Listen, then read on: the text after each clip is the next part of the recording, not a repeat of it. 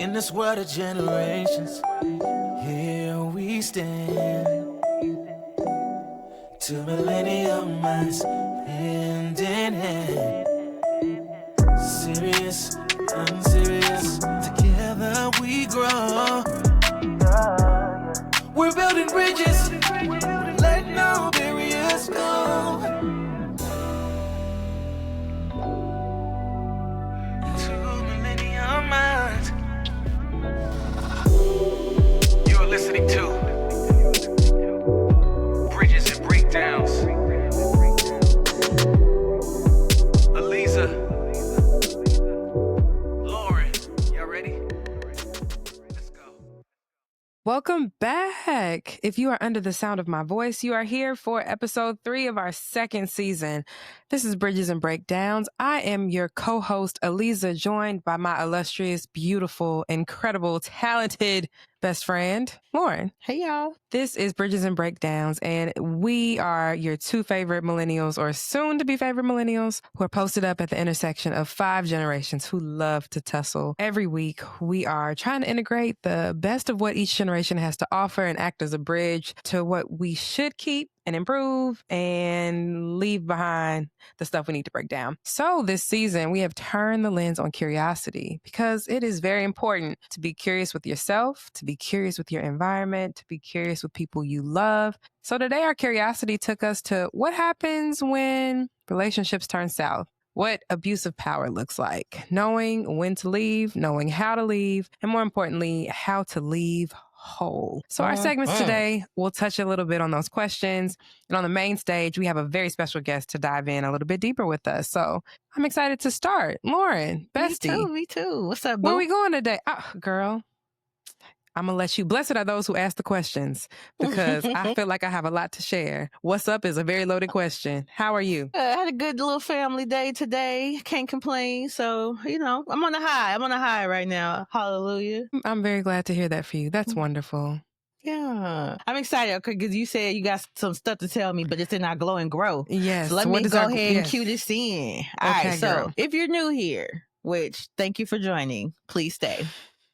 Our Glow and Grow segment is an opportunity for us to check in because we are long distance besties and we talk often, but we don't always do long form. We're getting into our YouTube bag, so I'm trying to learn the lingo. And so this segment gives us an opportunity to download the good, which we like to call the glow. Yes. And the lesson, because we don't take no those as in losses. Yeah. Only lessons. And that's what we can grow. Yeah. So with that, Lisa, would you like to do the grows or the glows? Let's start positive. So I don't want to give negativity too much. Well, it's going to get a lot, but let me put 10 on 20 first and say my grow this week. I almost didn't think I had one. I was like, no, I got a bunch of grows, but my glow, I have to give it to you. We talked at the pre-show about our favorite, the best rapper, my twin, my cousin. We claim him because he is ethnically a Chicagoan to Chicago in. And I saw Kendrick Lamar this week. I was so excited all summer. So good. Because honestly, we talked earlier in the season about trying to detox from social media in a lot of ways and not watching a bunch of content online from concerts. I still have not watched a lot of Cowboy Carter because Beyonce don't come to DC until, if there is still a DC, I'm just playing. God forgive me. And keep them, Lord. Yes, keep us, Jesus, because I live here. But Kendrick, I'm like, damn, I feel like everybody has seen Kendrick but me. And I didn't realize that DC was his last show. I did not even realize that we got the last of the leg US. of the tour, of the US North tour with him America. and SZA. Yeah. And they cut up. They showed out. My chaotic, that little maniac, he brought the most ridiculous weather too. It literally rained and it thunderstormed all day until the show started. It was crazy. But God really does favor Kendrick Lamar, which is why he will always prosper.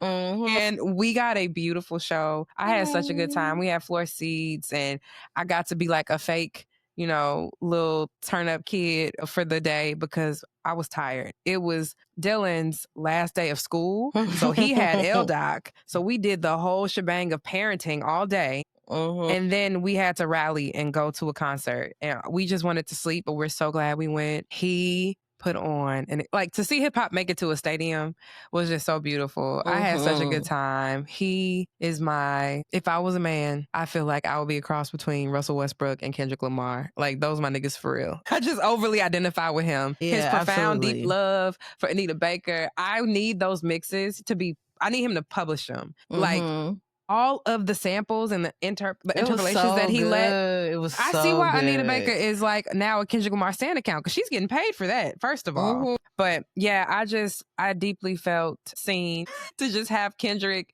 and all of his Anita fandom on that stage. So that was my glow. I'm just glad to go hear live music and to be outside while the world is still here, while we're in the land of the living. That was my glow. What was your glow, love? That's a beautiful glow. Yeah, I have been holding back, not trying to talk to you about it.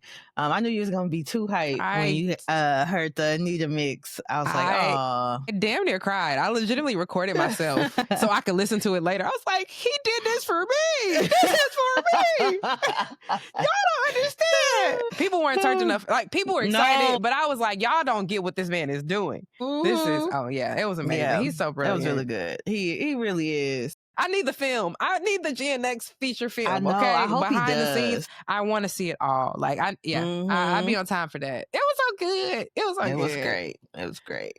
I want to see it again. I know. I really do. I do. All right. So my glow, it's real cute. It's real, So this technically, because this comes out, what is this? June 25th. Yeah. Oh yeah. On June 30th, I will have completed my 3-year term with a wonderful organization called Black Space. Give it up for Black Space. Give it up for Black Space. If you are my friend, in any capacity on social media, in real life, you have seen me talk about Black Space and all the great work that we do, and also funding our work. So I'm going to put a little quick plug in there, blackspace.org. If you'd like to, we just launched an accelerator for urbanist entrepreneurs. They're doing really great work all over the country, Oklahoma, Brooklyn, which I'm saying that like it's a state, but New York. We got cousins in Indianapolis. So yeah, it's or Indiana. I don't know if they're in Indianapolis or not. Think about it, but very cool. Check out our website so you can learn more. But yeah, I did 3 years. I did a 3-year term. That's crazy. The first year, fast. I know. I had to go back on my LinkedIn to be like, well, had it really been 3 years? Yes, it has. But this was my second year as board chair. I assumed the mantle, and it was rough because your girl also became a litigator in the middle of that. And if you knew me during law school, before law school, after law school, I never thought I would go into litigation. It's like another language. I don't like talking about legal things in front of people. I mean, I am a thespian, but I don't like to play games like with serious stuff. But essentially, that's what litigation is, in my opinion. Yeah.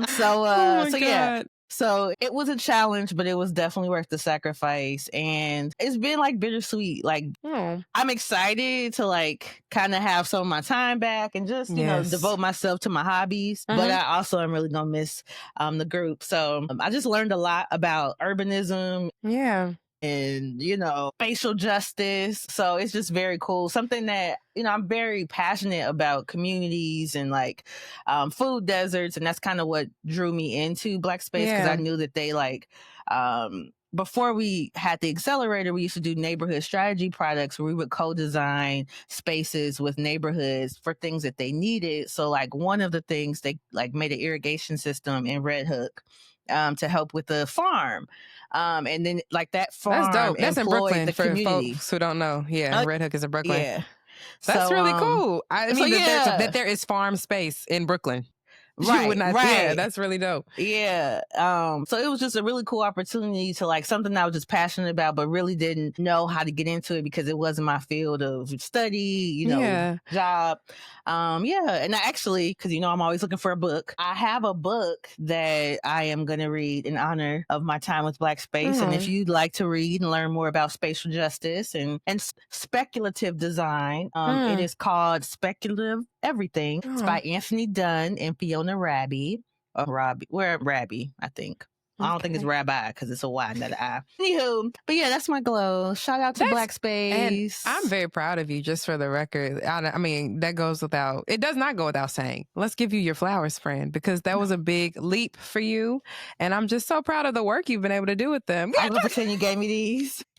There you Shout go. out to my favorite, Suicide. Oh my God. I'm so proud of you. That's amazing. Okay. I'm you, glad thank that you get you. to reclaim your time, though, too, because you were devoted in a really serious way. So you deserve that time back. Thank you. Is it time for the negativity? It's time for the negativity. It's time for This the is negativity. where I thrive. It's I time was for the born in the negativity. dark, raised by the dark. Shout out to Bane. I know. That is an iconic villain, truly misunderstood. But especially with Tom Hardy playing. okay, we're not at that segment yet. We're not in. My bad. Here you go. Jumping already to I Love Men. It's hot outside. Where to find niggas? I'm trying to find niggas. I've been cuffed up too long. Let me. Okay, sorry. Oh my God. Cardi B, she has an announcement tomorrow. I'll be on I'm time excited. for that. I am excited to see what she's talking about. Mm-hmm. My girl, this week is beating my ass, but I'm fighting back. But I just had the road trip. I won't say it was from hell, but it does not take longer than 2 hours to get from Richmond, Virginia to DC. But today it took me a smooth 6. So, Jesus Lord. It just was a lot. It's when you do a road trip with 2 little people, you realize how much you are really not in control.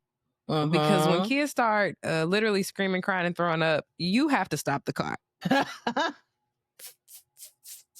So we stopped. It was comedic at a certain point. It felt like we were on a scripted television show. Like the amount of times we had to get off of the expressway to find a pit stop to like clean up someone who had just thrown up, or someone is screaming and they need to be like, it just turned into, you know what, God, I am going to take these what is it called when you're like, you get a redirection?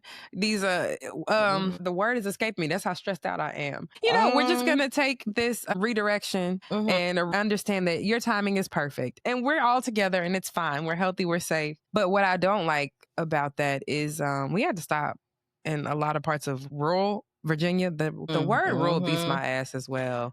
Like, I don't have a speech impediment, but I can't really say it well. Rural Virginia, because I just don't. We're city girls, and I'm okay with like Black Southern towns. But when we're getting into like Trump country and redneck whites, they don't really. Lorryn is spraying Lysol at the camera. No, I don't deal with that. But it made me think of you because it made me feel like I need to get my weapons game up. Because I'm having to size people up because why are we at a gas station? God bless, trying to clean up a child that just is thrown up on himself and fill up the tank before gas is $13 a gallon.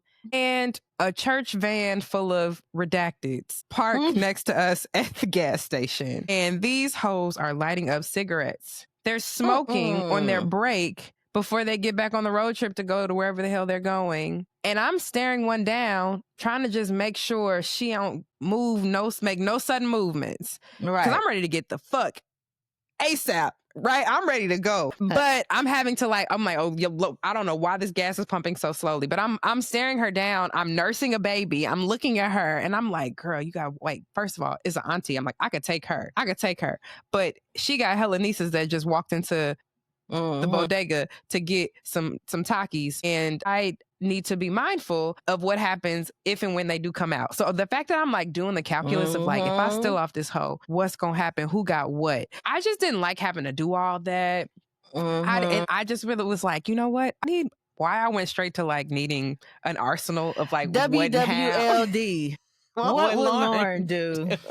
So, I just had a really long commute home. And that it just did something to me where I was like, where is the lesson, Lord? And I think the lesson was, it wasn't because of lack of planning, because it's like, girl, well, I probably should have packed more clothes for the kids, because who would have thought y'all needed to change clothes 3 times, But I'm not even, no shade to me as a mom. I'm like, no, girl, it's all about this stage of adulting is about the pivot and how you rebound and how resilient you're going to be. And we kept the energy great. We had a fun time. Like, I'm going to send you videos videos after the record wait. of how fun and sweet they were when they weren't sick or having an issue. But I just was like, yo, this world is really unstable and I need to be ready for anything. All right. So that is my takeaway. God, when God is redirecting, you know, it's okay. He might have been protecting us from something down for the killers. And I, low key, who would have thought that, and the lady, oh girl, she was like me mugging me while I was staring at her. She was like, oh my God, it's such a big deal. Girl, I will flip your car over right now. Oh my God. So yes, I've had a day, but I was really, I'm very excited to be here, friend. I'm very excited to be here. Me too. So that was my, my wait, grow. somebody knocking on my door like the police. God. Hold on a okay. second. Pause for the cause. Wait, bring your phone. I am. Okay. Hey. A fine-ass fire. What he fire. say? What he need? The power line is down out on my back door. He told me not to go outside. So I was like, you beating on my motherfucking door a little too hard, but thank you, because I could have died. It is in case somebody crazy listen to it. But I got something for your ass if you try to come at me from the front door and the back door. Oh my God. I'm in the my God. I'm knocking like the goddamn police, yeah, but he was cute, the police. So I was like, he literally was the police. So that's it fine. had firefighter, because if it was the police, then I really would have been nasty. But once I saw that it was a firefighter, and he was just trying to alert me because it was an emergency. It was an emergency. Like, don't knock. He's literally, that's the reason to knock if it's an emergency. Okay. Right. Ooh. All right, friend. Well, okay. Detour. That is the word. Right. Detour. Right. Detour. We had a detour. Okay. We had a detour. Okay, now you're back. What is your? I was ready. That is crazy. You was TTG. You was trained to go. Okay, what is your growth for the week? Now that I've gotten it off my chest. Week. That's so funny. Okay. I had a very difficult, I wouldn't even say, it wasn't very. I had a difficult conversation with a family member about an issue that they were having with me. Okay. That for all intents and purposes was not my fault. Okay. It was, they had their feelings about something. I'm being vague on purpose. Yeah, you should. I'm trying to put it together. I'm listening. They had their feelings about something that I will say, you know, for lack of a better term, could be like some insecurity around, you know, our relationship. And I gave grace and empathy and tried to support them and understand from their perspective and try to reassure them as best as I could. But for a second, I had kind of second guessed myself and like felt like, oh, you know, maybe I was wrong. Like maybe this is mine to hold. But I knew, right. But in this instance, no, it's not fair. Oh, okay. It's not fair to me, right? Because I know I'm not wrong. Okay. Okay. So, but it was like a tinge of like people pleasing had popped up and like kind of got me to like, because this is what I do, you know, for people that I love. Yeah. I will sometimes swallow like how I feel. Because, you know, I will say that I don't try to say things that I don't mean, even in anger, especially people that I love. Right. Like, if I know that like this is not enough for me to never talk to you again because I have no problem doing that, then I will sometimes just not. It's a compromise. Yeah, it's a bit of a compromise. But it's a compromise with myself because then I end up not expressing how I feel. I'm like, they could get over it because I've kind of shut down and like not really taking swallow it there. some of it. Yeah. Right. But I have decided I'm not going to do that anymore. And I'm just going to start having those very hard conversations. Because I know a lot of it is like kind of like abandonment issues and thinking like, oh, if I share what my issue is, they will be mad at me. They won't want to talk to me. They, you know, they'll leave me. Yeah. And I can't keep operating in that way because how I feel, even if it's right or wrong, but in this instance, it was right. I'm right. It still can be heard for, you know, whatever. So anyway, but it popped up, but I put it down, flipped it and reversed it. And just, you know, I let it go. But it did cue me in that I am still under spells. And so I'm going to have to keep working on that. And so I was thinking later on in the season chat, we are going to have a really cool conversation with Alyzza's line sister, Dr. Chica. And in one of the many things we discussed, she talks about journaling, and I ain't gonna get too into it because it's really cool. But I think I'm going to try journaling specifically about this. Okay. As just a way to process the I love that for feeling of you. like when I had like the and also just to fortify and strengthen that muscle of like, Yeah. hey, you're not wrong and it's okay. You know, I try and you know, but yeah, so it was a girl in that I didn't like that I second guess myself for like a little bit, but I know that it's more so related to the relationship, like Okay. and not so much the issue itself. It's just like I should just be the bigger person because I know they aren't, right? And I'm not doing that. Oh. So yeah. I love that you're being curious with yourself, though, to ask yourself those questions. Yeah. That's okay. But yeah, no, I'm very proud of you, friend. Thank you, friend. That's the important reflective self-work. Asking yourself the questions. Asking yourself the hard questions for sure. And then hopefully giving yourself space to process and figure out why that was your instinct and how you can do something different next time. Yeah. You know, we're glowing and growing over here. That will transition us to our woo girl. What is going on? It is our segment of the show where we talk a little bit about, we process and download the current events, things that are happening in popular culture and real life, whether that when we haven't had the time to chat in person. We text all through the week, but this is kind of a space for us to be like, girl, what is going on? So a couple things we have that are connected to the topic today of abuse of power and whatnot. But to start us off, because this is going to be, you know, today is Sunday. And we have, the girls are fighting. We are at war. We're fighting. It is not to even like, politics is not entertainment, no matter what that person in the White House and his degenerates would like. No matter how they would like to spend things, I do think there is some caution around like the memification of current events in terms of politics and war. And I'm like, I think online got a little too unserious too quickly because this is a really big, serious undertaking that's happening right now. This man unconstitutionally has started another war. By bombing without congressional approval, deliberation, nothing. Did not even have intelligence briefings with Democratic senators and representatives. This is just it. We are in unprecedented times, and the times ain't never been precedented. You know, at this point, but.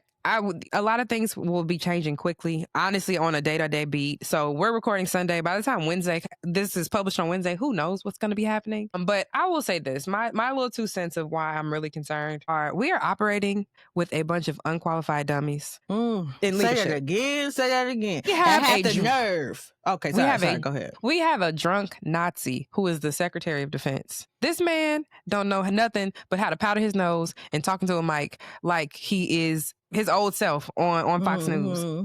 So and an opioid baby as his what? As his footstool. Oh my goodness! Not in those terms, but yeah. We are just, it's even beyond goofy in terms of the people who are in charge. You have, so at leadership, from the top down, you have really unqualified, unserious people who think this is all a joke and a game. And then you have a skeleton crew of a government because Doge has just fired everybody. And so this just feels like the most unsafe reality that we could be going into a conflict. Right. And things about to get real spooky. Things about to get real spooky for us as a world, as a global citizen, because I just we have been avoiding getting into this type of conflict with Iran for 4 or 5. I mean, Obama had a plan. We had an actual agreement that Trump and his first administration tore to pieces and backed out of. So, you know, what this looks like as geopolitically, I'm very grateful that we have 2 oceans between us and our enemies and a missiles defense system on all of our coasts. But that's not the reality for most people living in other parts of the world. So prayers right now. Absolutely be impacted by absolutely.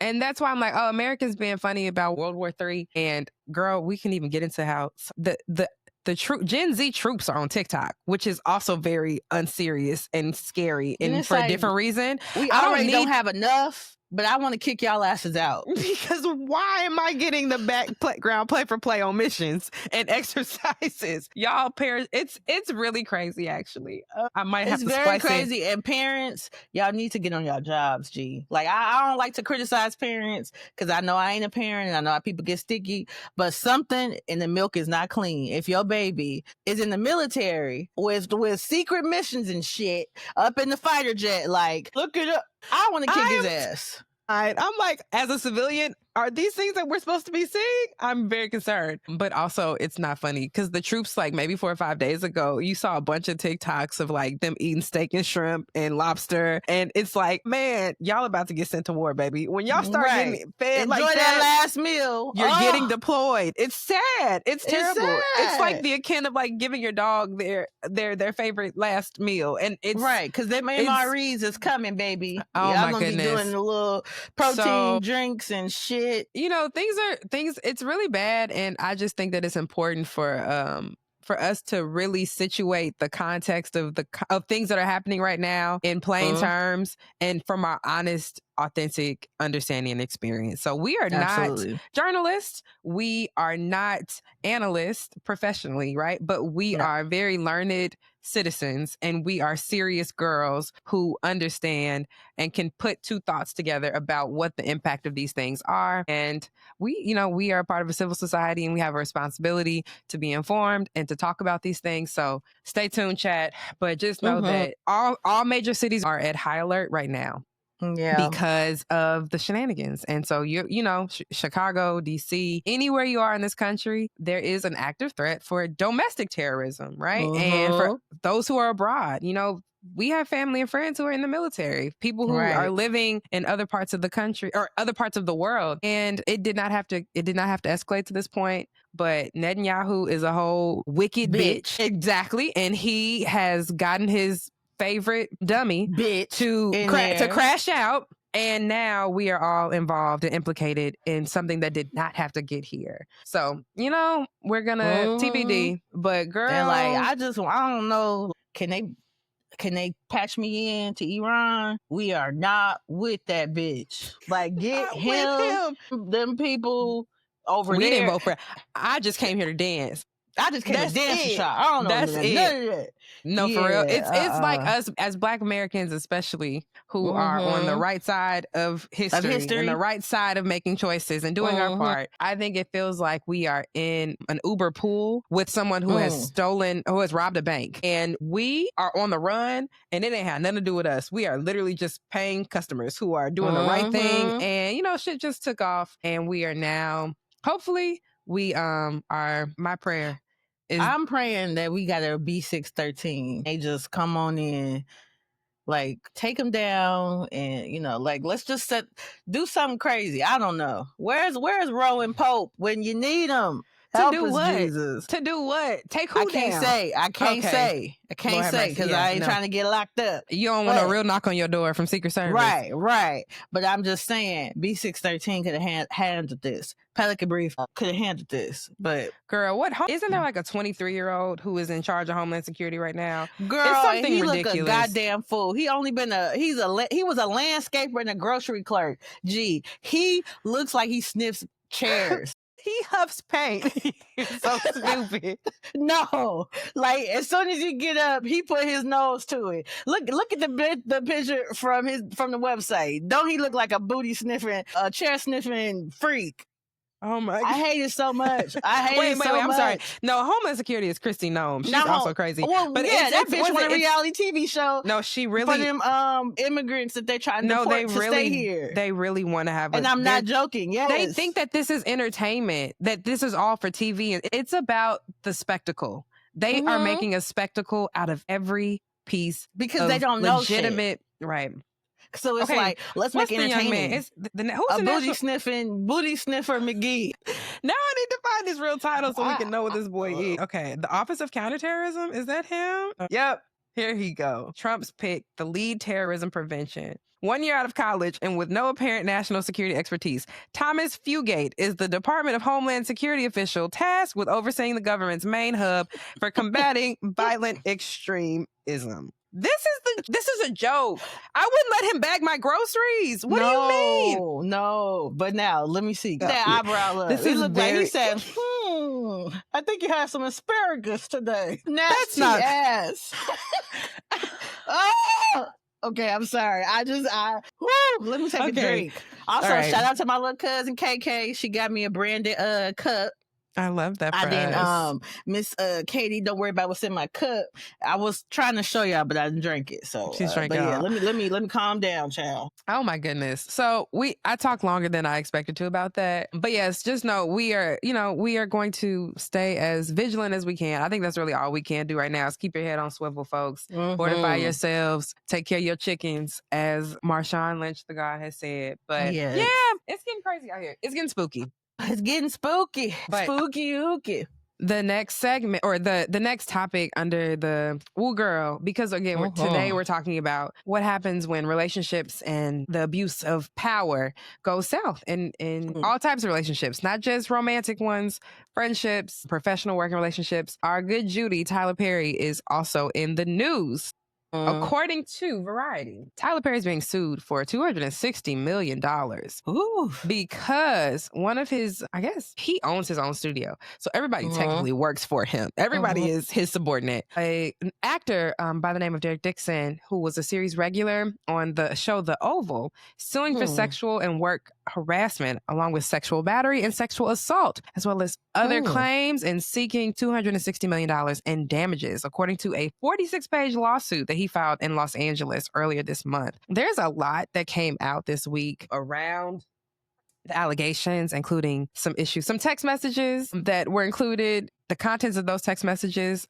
For example, in one, Perry allegedly stated, "What is it going to take for you to have guiltless sex? Have y'all found that out yet in therapy?" When Dixon told him he wasn't into sex, Perry allegedly texted him, "I would hope that you would let someone hold you and make love to you. You are missing the best years of your life, my friend. Trust me. I hope you get past that block in your mind soon." There's some allegations of him actually physically touching. It says that he alleges that Perry snuck into his bed and started rubbing his body around Dixon's inner thigh. In another instance at Perry's house, Dixon alleges that Perry encouraged him to try a weight monitor in the guest bedroom, but he needed to undress to make it work. After Dixon was undressed, he alleges that Perry pulled his underwear down and sexually groped his butt and told him to relax and just let it happen. According to the complaint, Dixon claimed he diffused the situation by telling Perry he couldn't do anything sexual because he was hungry. Dixon alleges that once his employee, Perry uses his considerable influence in the entertainment industry to create a coercive, sexually exploitive dynamic. And, he is using this bait and switch. Let's also talk about the fact that this young man, the role that he was playing is also pretty sadistic. In The Oval and Ruthless, he played a gay, homeless, and desperate store clerk who had to sleep with one of the other characters for a place to stay. Why would you write that role for him, Tyler Perry? It's too heavy-handed. It's like if this was scripted, it would be a Tyler Perry production. But to be fair, because we don't want nobody knocking on our door, through his attorney, this is all alleged. And through his attorney, Matthew Boyd, Perry released a statement saying that while Dixon and Perry were close, it now appears to be nothing more than setting up a scam. Boyd said Perry will not be shaken down, and they are confident these fabricated claims of harassment will fall. Then you have Tyler Perry on the internet singing, "This little light of mine." I know when I see some weapons prospering, Tyler Perry. And you getting on the internet acting as if you are unfazed and this is a shakedown when we have screenshots and evidence and text. We're going to see how this all plays out. It's probably going to play out in a settlement. Because the issue is, I think people are making this about Tyler Perry being gay and this being the gotcha. But the real issue, y'all, is you cannot be nasty texting your subordinates. No. It is a vast misuse of power. Full stop. Your boss cannot talk to you in this way that Tyler Perry is engaging with this person. Period. You cannot. And if they were in a relationship, they should have signed some type of paperwork that stated that they are fraternizing. And so it don't seem like they did that. This is pretty clear. And I think that us making it about the salaciousness of, Tyler Perry's, he out here being nasty. And that's not what this is. No. It's lack of sexual discipline that has you niggas in a chokehold. The fact that you can have that level of power, you own an entire studio.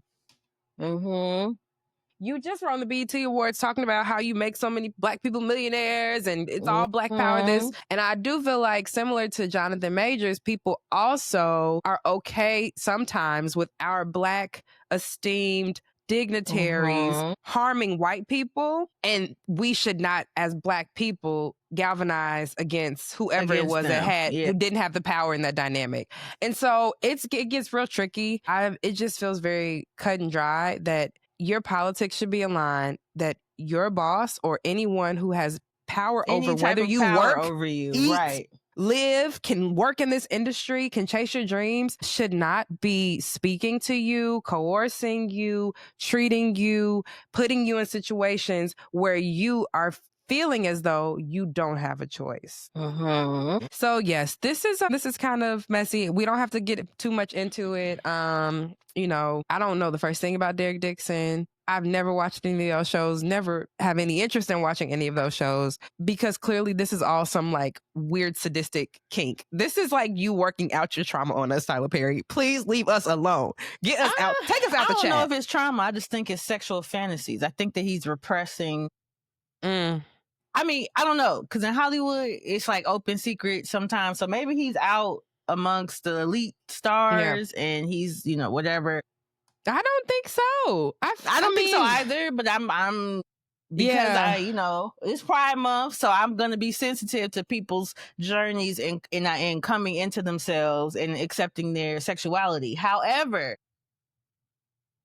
if you are trying to do all this in secret and, you know, being freak nasty, you could find a man that likes you and y'all could engage in a type of sexual peak and all that crap, right, that you was telling to this man that don't want you, allegedly. Yes. And who you have hired and who you have a considerable amount of power over. Now, I will say, he does hire fine-ass men. And so for a man that is, like, not sexually disciplined, I could see how he would be, like, tempting himself, because the ruthless. So first of all, as a aspiring entertainment mogul myself, I do typically, because Tyler Perry does employ a lot of Black people, up and coming folks. So I will try to watch some of it just so I can support, you know, these upcoming actors and stuff, because a lot of them, at least as of late, have been able to launch that into other areas because they're able to get their SAG and all that stuff like that. Ruthless is about a cult. And all I can remember from watching it was that because it's on BT Plus, they can disrobe, and it was lots of big dicks, sexy big dicks, and it was just weird. And I was like, you do not have the range to be writing about no goddamn cult. Isn't it like a sex cult? I think so. And take us out the chat, Tyler Perry. Take us out the chat. That ain't got no, baby. And the Oval, I forget his name now, but it's this sexy ass white man that he plays the president, and he's like beating the hell out of his wife, right? Who's a Black woman. Yeah, it's just very. And I watched it initially because I wanted to support my guy, but then I'm like, this is some goddamn fooling. Who was your Tyler Perry? Be like Wayne Brady, embrace all that who you are. Yes, a pansexual king, who is now living the happiest version of his life that he's ever had. Exactly, and he looks so at peace and at rest, and you know, figuring out that no, he's not bisexual or gay, he's pan. I feel like that really helped affirmed how he truly felt on the inside, and you too can have that peace. Well, after and stop terrorizing us with your terrible, or whatever it is. That man is that white man's gonna leave with leaving with something. He leaving with something, because you over here fargarden with the Knowles Carter clan, and you gonna lose all your access. So I know you gonna figure out a way to make this go away, allegedly. Yeah, allegedly. Well, yeah, that was it. You know, sexual abuse and abuse of power is not okay. Ever. And really and truly, I know people be trying to keep their jobs and stuff so they don't be like stealing off of you, but you're gonna walk up to the right one. You gonna catch the right one on the wrong day and learn you something. So y'all need to stop doing that. It's nasty, it's weird. And it's unnecessary. I mean, I know the power is what gets people off, having that control. When they have money, just I don't know, intensifies their proclivities, which actually is a great segue into our next and our final. Woo girl. This is a long time coming. Sean Diddy Daddy Puffy Love Combs. If you've been under a rock, he appears to be on his way to the pokey. Now, This reporting is from NBC News and as well as a mixture of Inner City Press on Twitter. Anywho, so just to give, there has been a lot of misinformation and just goofy ass jokes about what exactly he's done wrong. So I'm gonna go through, give you guys a background. Come and on, then, Legal Eagle. We'll kind of talk about it. Yeah, because I know that the law is not necessarily accessible to everybody, and the way that it's written and talked about can be like blah blah blah blah blah. Is he nasty? So like let's have a real conversation. But Combs faces 5 criminal counts, 1 count of racketeering conspiracy, which carries a maximum sentence of life in prison. 2 counts of sex trafficking by force, fraud, or coercion, which carries a maximum sentence of life in prison and a mandatory minimum sentence of 15 years in prison. And 2 counts of transportation to engage in prostitution, which carries a maximum sentence of 10 years in prison. This case is being litigated in the Southern District of New York, which is a federal court, and the prosecution's case against him centers on an elaborate and produced sex performances, which we now know are called freak-offs. Prosecutors allege in their indictment that Diddy orchestrated marathon hotel room encounters involving heavy drug use and coerced sex. I'm just going to say it again, coerced sex. Combs abused, threatened, and coerced women and others around him to fulfill his sexual desires, protect his reputation, and conceal his conduct. They said that Diddy relied on the employees' resources and influences of the multifaceted business empire that he led and controlled, creating a criminal enterprise whose members and associates engaged in and attempted to engage in, among other crimes, sex trafficking, forced labor, kidnapping, arson, bribery, and obstruction of justice. Diddy's team, I think that right now they are laying out their defense. I haven't. Because what week are we? I'm gonna say, what week are we on his trial? Because that's why we kind of waited to talk about this. We were like, this trial was gonna go out for at least 8 weeks, maybe. This might be week 7. I think this is week 7. Well, but the defense, they haven't laid out their actual defense, and like right now, it's pretty much the prosecution that has been laying out. And let's take a beat for the fact that the Southern District of New York. Oh yeah, I got the stats. Oh, okay. Yeah, go ahead, girl. Go ahead. I got my whole thing because I'm trying to keep it concise, because we trying to get y'all out of here. So defenses, their case like, hey, yeah, he's a freaky ass nigga, and violent, but these sexual interactions were consensual. So they have focused on portraying the freak-offs as consensual encounters. And so far throughout their cross-examination, they have just been trying to add context to show and prove that that everybody who engaged in this wanted to, which is a bit of a shaky defense, especially given the types of crimes. Like sex trafficking is just one thing. So like, yeah, he didn't coerce them into sex, but what about the RICO? What about the taking people across state lines? If you flying folks, even if it's consensual, there are sex escorts that were hired. But anywho, there are at least 5, I believe, only 4 testified.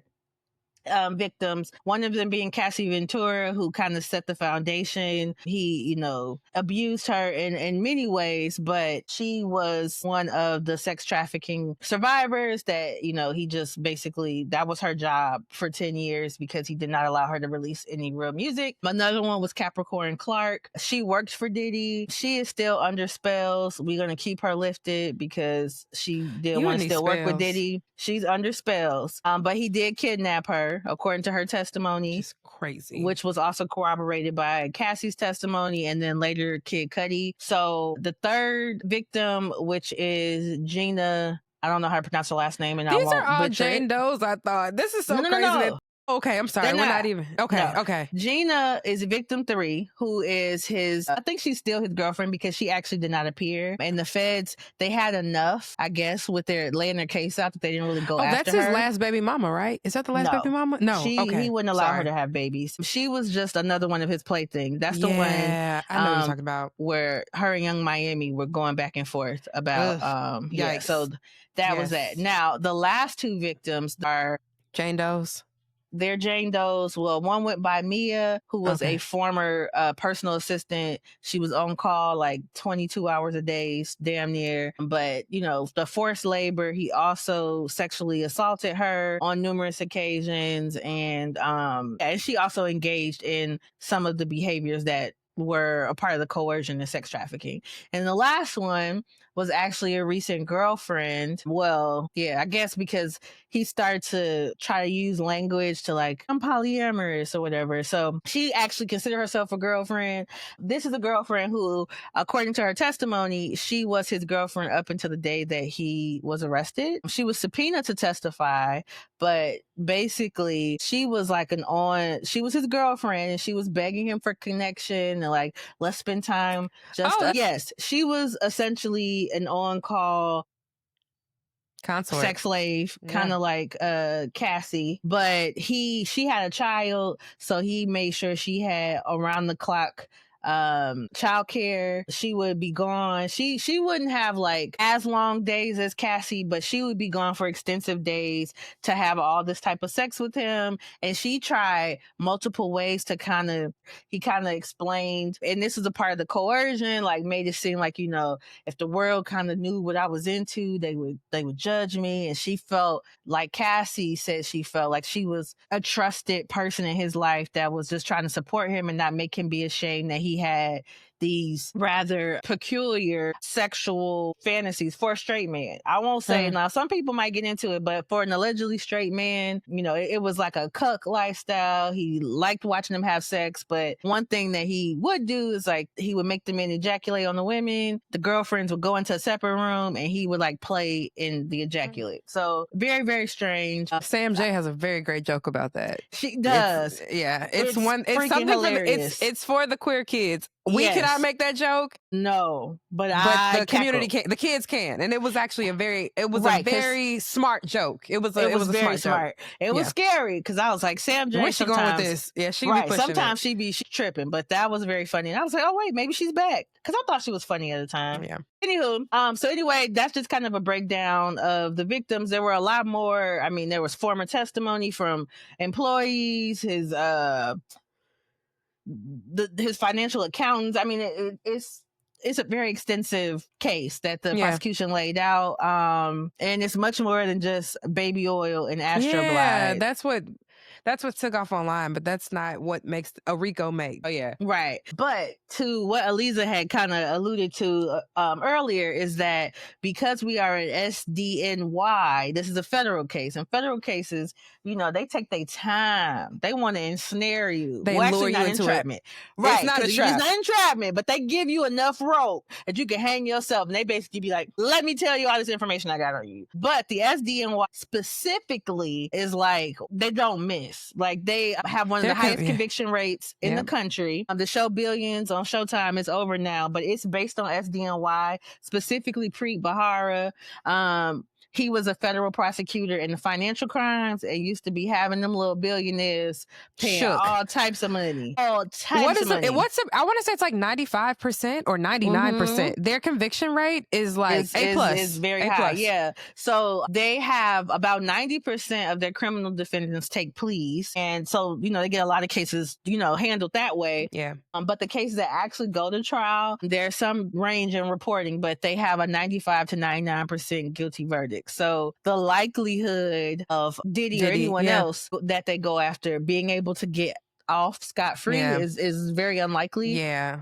That nigga going to jail. He's going to get convicted. Absolutely going to jail. But he also might buy a pardon from that other person I don't know, down the street from me in DC who likes to let all the men out of jail when they do crimes. Yeah, but I don't know because Diddy, when he was trying to like get ahead, because he knew that they were investigating him, which is also why it's very wild that victim Jane was testifying that they were still having freak-offs up until he was arrested. But he was making videos talking about how Donald Trump was not for us and he was an enemy and la la la la. He was talking cash shit. So If Trump gives him a pardon, he probably gonna make him go. He gonna be like, dance, go out there and tell them niggas He gonna be I'm like the best thing that came the to you. Latinos for Trump. We will vote for Donald Trump.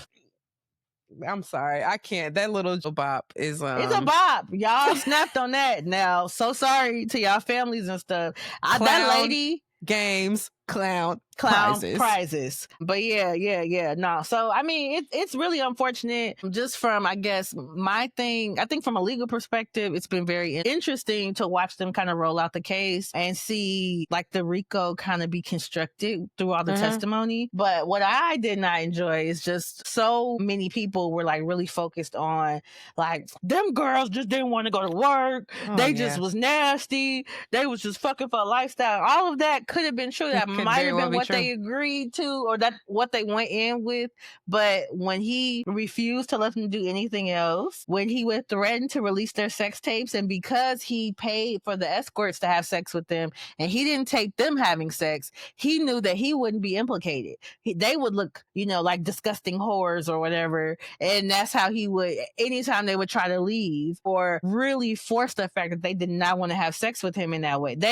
It was so many, because I do want to go back that victim 3, Gina, she also, if you read the indictment, she kind of talks about what she experienced at his hands and things like that. For the 3 women that specifically talked about the sex trafficking and how he would force them into sex and all of that, he would pretend like, okay, it's your birthday, it's just gonna be us. And he'll have like all this elaborate, like, dinners, all this stuff. And then as soon as they like say they like in the entree portion of the course, they said that he'll lean over and be like, I got entertainment for tonight. And they will like get just internally have like reactions, because it was first of all, it was for hours, then it was with men, and then for Jane repeatedly asked for him to let the escorts wear condoms, and he would not listen. Like, she would be speaking it, the escorts would hear it,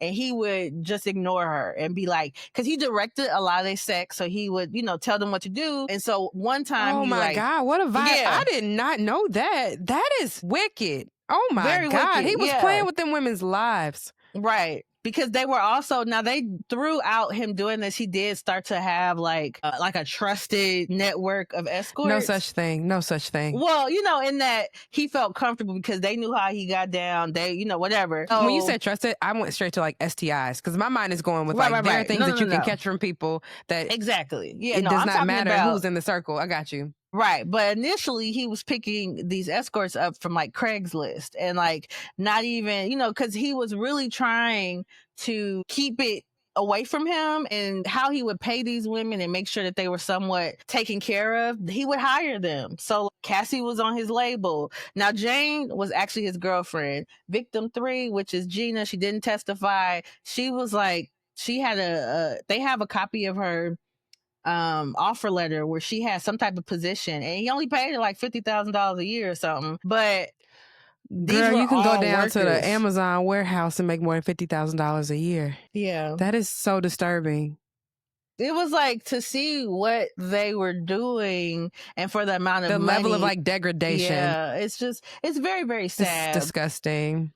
But I think that as a layperson that is hearing about it, these are very deviant behaviors, and I get how it can be very salacious, and you want to be like, oh, freaky ass nigga, he was but try to be sensitive to the fact that although these women could have went and got jobs or whatever, technically Cassie, this was her job. She had intended to make music, but he stopped all avenues for her to do it. Acting was one way that she was able to make money, and he tried to sabotage that, but it was very difficult because he didn't have full control. So, but yeah, I don't know. The end of the trial is coming soon, so we should have an idea just based on the RICO charge and like all of the information that his former and current employees were providing. I mean, they're trying to say that the sex was consensual, which would kind of take away from like the criminal aspect of the RICO. So that'll be interesting. But we also, the facts of the case will align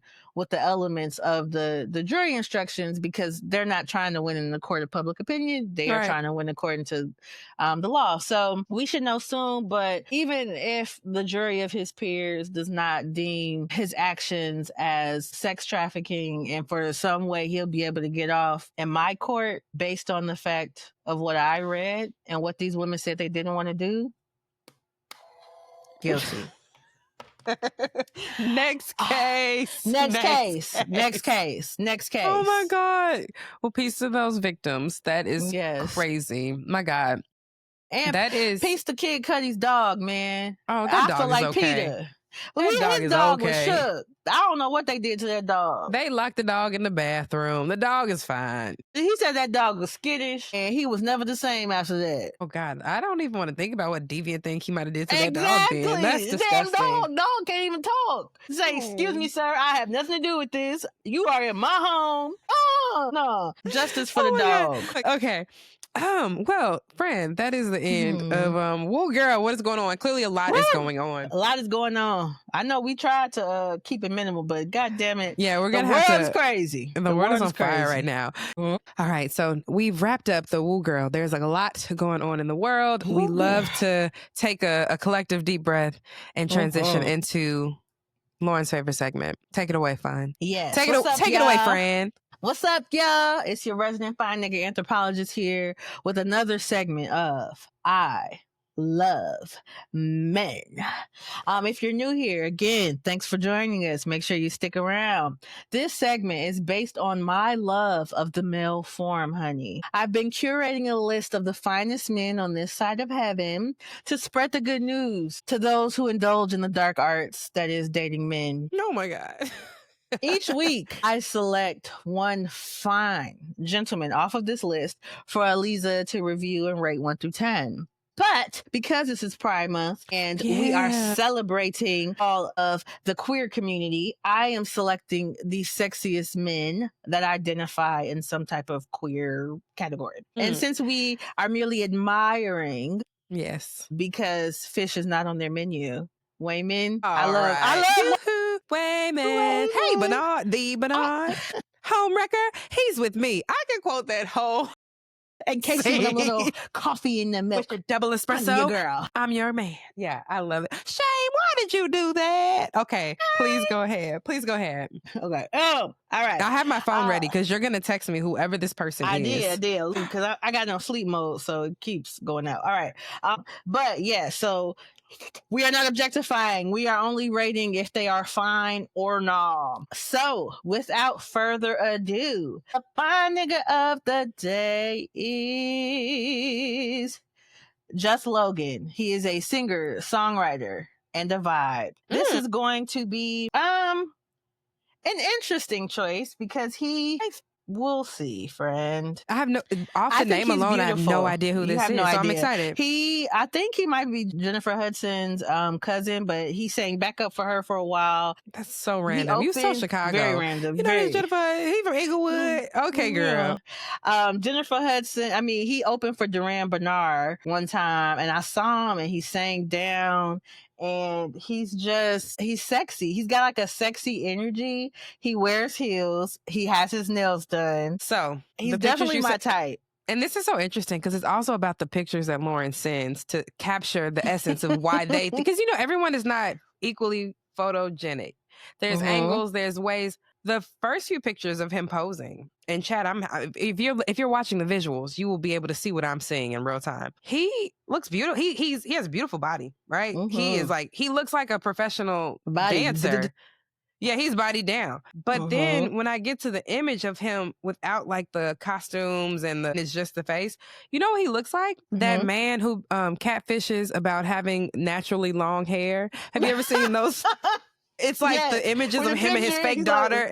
He's like, yes. And he has this afro that's like, he's like, I get this from juices and berries. It's real weird. That's who he looks like. And I think that is what is taking me out of the moment. I'm like, that's so funny. Yeah, because I thought the man with fake long hair. I thought you were going to say that you thought he kind of looked like my ex-boyfriend.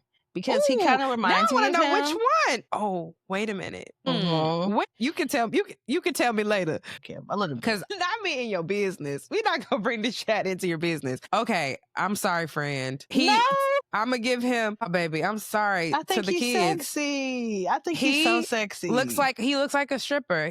And I think male strippers to me, I'm not, not for me, not Look for at me. that, because he got abs. He's This giving is ab discrimination against men with abs. because he has like a 12-pack, and Yeah. when the abs go all the way up to your chest, you look like a GI Joe a little bit, but not but in look at the fit. He got the orange boots with the stiletto heel, the green. This is a pea look. I mean, he coat. went to Cowboy Carter ready for the moment. Giving it. And he's a singer? That's so interesting. He can sing. He can really sing. Which is surprising, because if I had a talented. body like that, I don't think I would actually care about singing. I don't think I would. Yeah. But no, I get it. I love that for you, friend. This is a wash for me. Last week was a win. This week is a wash. I'm sorry. That's my baby, though. But as long as you like it, I love it, friend. I think he's so fine. That is so funny. Oh, that's another one. All right. Well, If I you've was a introduced man for me a day. to another artist of the life you would lead. I'd be a top that day. So, yeah. Lorryn, you don't know what that man like. I'm assuming. My bad. Okay. Girl, not you in his business. I'm just saying. That is hilarious. I've seen his music videos. Yeah. Okay, well, you've introduced us to a new artist. So that was I love. Well, we're gonna wrap that fun segment up for Lorryn, because we have to get on to some very important, serious business down at the main stage. We are so excited to have you all with us. We were gonna touch a little bit on those questions around what happens when relationships go south, and we were curious about the steps that millennials have learned to take, or unlearning, about the approach of what happens when you find yourself in a relationship that needs to end. How do you survive and leave whole with your mind, your dignity, your coins? And we are excited to have you join us on the main stage. So we're going to take it to the Bridge and Breakdown segment. Holla.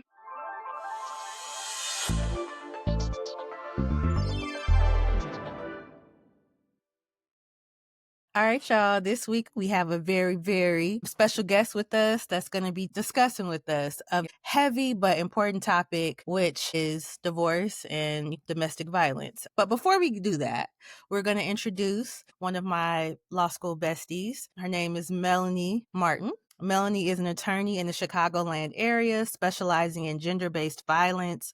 Her expertise in this area ranges from domestic violence and intimate partner and familial relationships to sexual assault. She has experience litigating cases in civil courts and representing named witnesses for the assertion of their rights as victims in criminal cases. Melanie is a self-proclaimed extroverted introvert, makeup enthusiast, and a devoted Beehive member. Give it up for Melanie.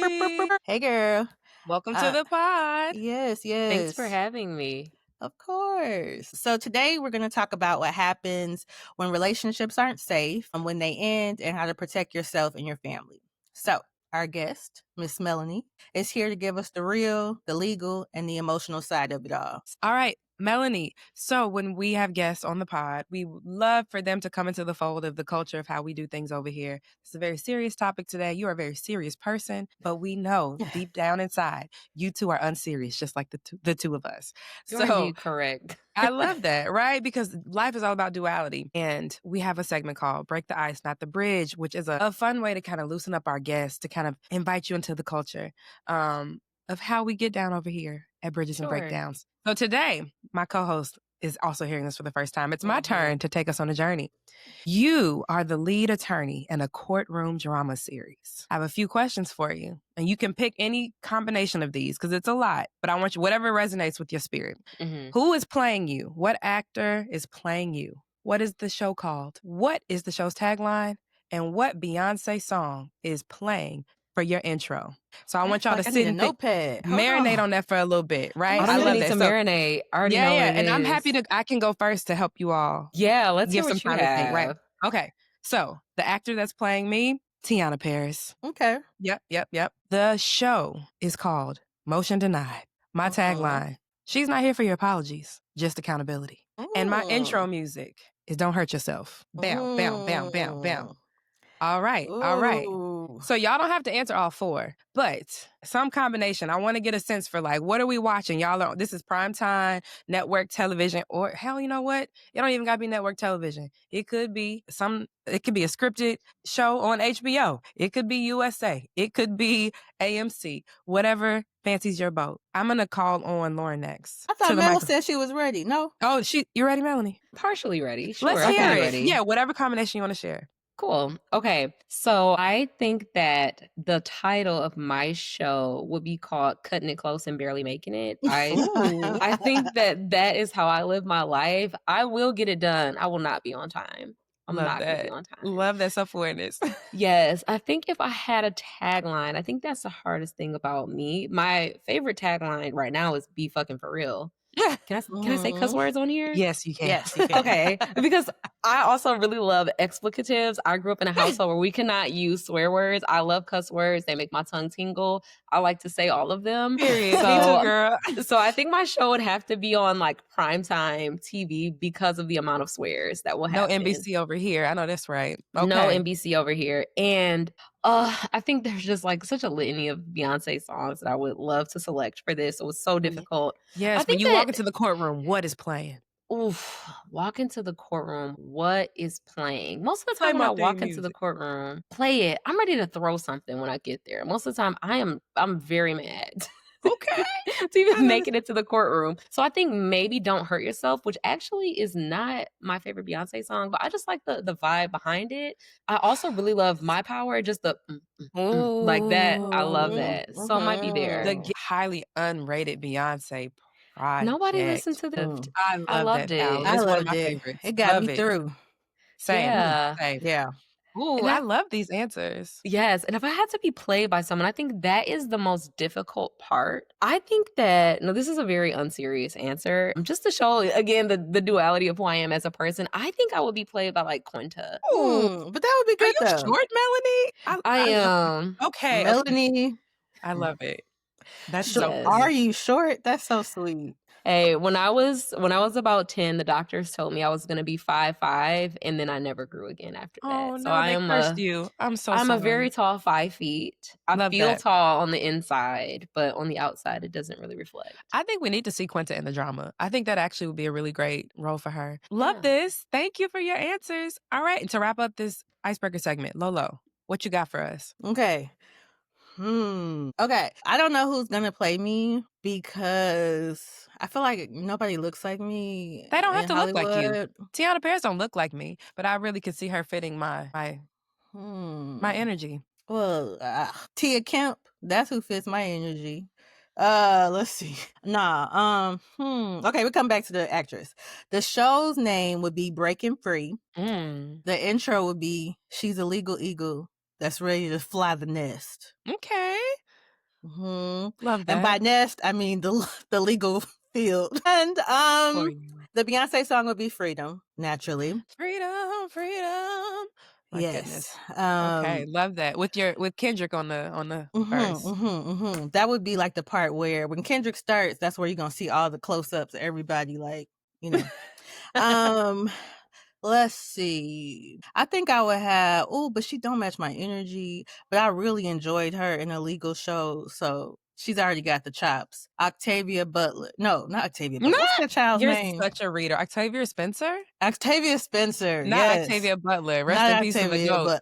Octavia Butler is a jump scare. That was wild. Yes, my bad. I knew that wasn't the right name, but I'm like, damn, what's her last name? Octavia Spencer. Oh my God. You've been reading too much. Yes, I have. If you watched Ma, she was that spectacular actress in that. Did not watch that movie. Oh my God. That's an Academy Award winning actress, first of all. The fact that you went to Ma as the example of the film that she's been in. Because crazy. It's a meme that I use quite often. She's listening around the corner like, yes. Can your tagline be "Don't make me drink alone"? Don't make me drink alone. See, now you gotta watch the movie, Lisa. I might have to, I heard she's killing children in the movie. So, well, white children specifically. I forget the name of the show, but it was on Apple TV. It was like 4 seasons. It was damn good. But yeah, she was like I don't know. She did a bunch of shit, but she was great. Love that. Well, see, look, we're all loosened up. I love that we could have that. Mhm. So we're going to transition right into the substance of today. And you want to start us off? What's the first question we have for Melanie? All right, so let's kick this off. And we're just going to start with the basics. What are the different types of abuse that people might not recognize as abuse? How do emotional, financial, and sexual abuse often get dismissed or misunderstood, even by the person experiencing? So it's like a twofer. That is a twofer.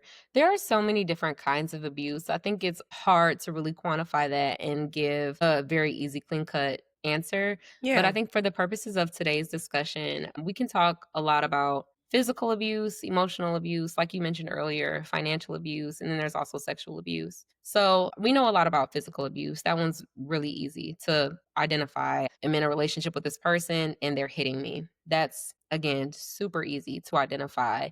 Then there's emotional abuse, which I think is a little bit more difficult to give a definition to.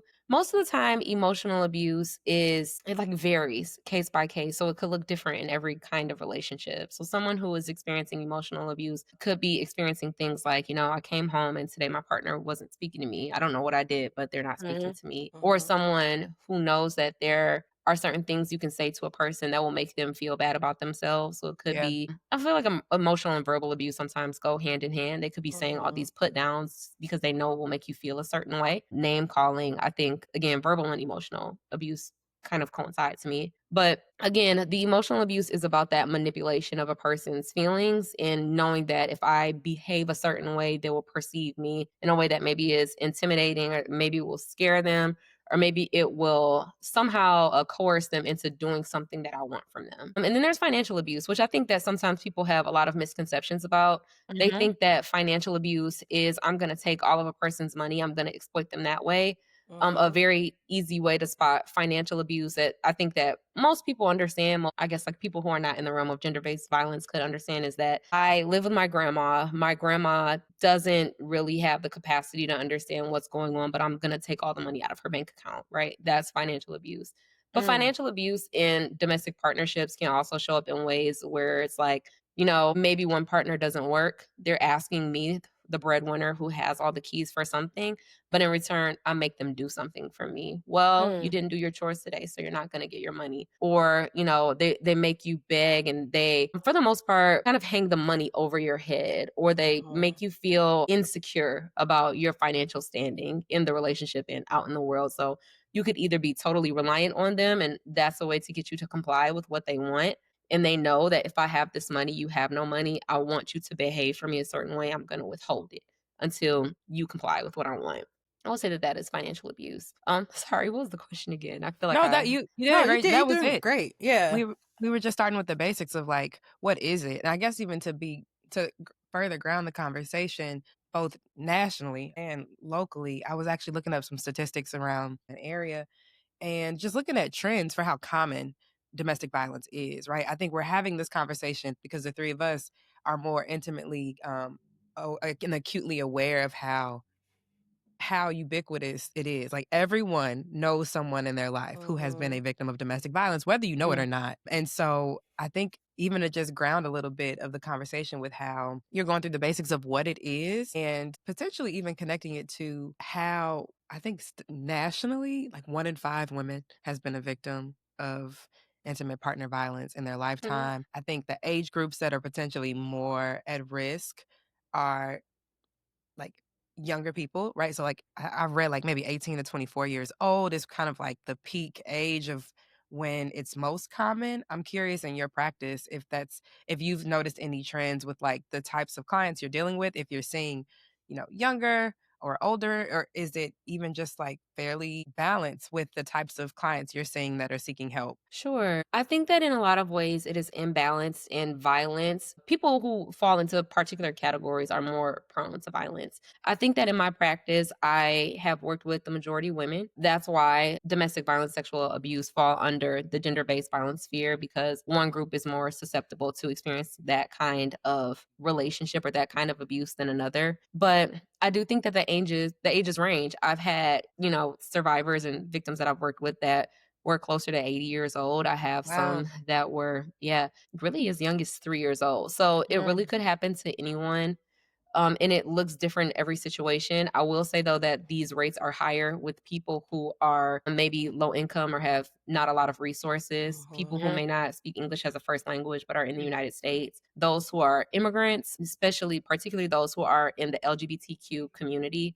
They have very high rates of intimate partner violence as well. Yeah. The thing that caught my attention about trans in Chicago specifically, and nationally even, the rates of domestic violence, they're high still, but they have been declining. I guess they kind of peaked during the pandemic, and that makes sense for a lot of reasons when everything was locked down and folks were shut in, with their abusers, and there was a lot of like external pressure, and yes, there was a lot of stress. exactly. But what I did read was even though rates have gone down, the severity of abuse has actually intensified. And that stuck out to me. I don't know if that's something that you've also observed in your practice or thinking Yeah. about. Yeah. COVID has made people feral. It has. I also think, though, being here, particularly being in the city of Chicago, is really interesting because although we do have a lot of really high rates of this kind of violence in relationships, we are in a space where there are a lot of resources for survivors that come from all walks of life. And you may not see those same resources that are in more rural areas. So, Right. again, there are a lot of rape crisis centers, there are a lot of shelters. Even I would say that the public benefit system here in Illinois does set people up to, if you want to leave, there is a way for you to set your life up. You can sign up for these benefits and not necessarily be reliant on the person who is abusing you. And those resources may not be available in other states. We're lucky to have a government here that is, for the most part, pretty liberal and understands the different kinds of abuse that a person may be going through. And again, there are so many resources at a person's fingertips. So you may not want to exercise those resources. And sometimes it is a really hard decision to make, but they are there. Yeah. Some of them are a little difficult to access, but there are ways to help a person that wants to leave. Same with DC. We are a very resource rich city. I think the challenge comes in with navigation and people being able to know where and how to be connected to those Absolutely. resources. But I think in the topic or going to the basics, I think it's interesting right now in the popular culture sphere. There's a lot of conversation right now of very public examples of what rumored situations look like. So you have Cassie, prime example. Is it Hallie? Haley Bailey, The Little Mermaid. There are a lot of public examples right now, and a lot of, honestly, sometimes a very nasty conversation online. I want to know if you can talk a little bit more about why leaving is so complicated to help people kind of recognize patterns and why survivors shouldn't be unfairly judged. And it's crazy that this is 2025. As long as there have been humans, I'm certain there's been intimate partner violence, that we are still asking the question, why didn't she just leave? Yes, I have a journey of an answer for you. So buckle up. It's going to be a long one.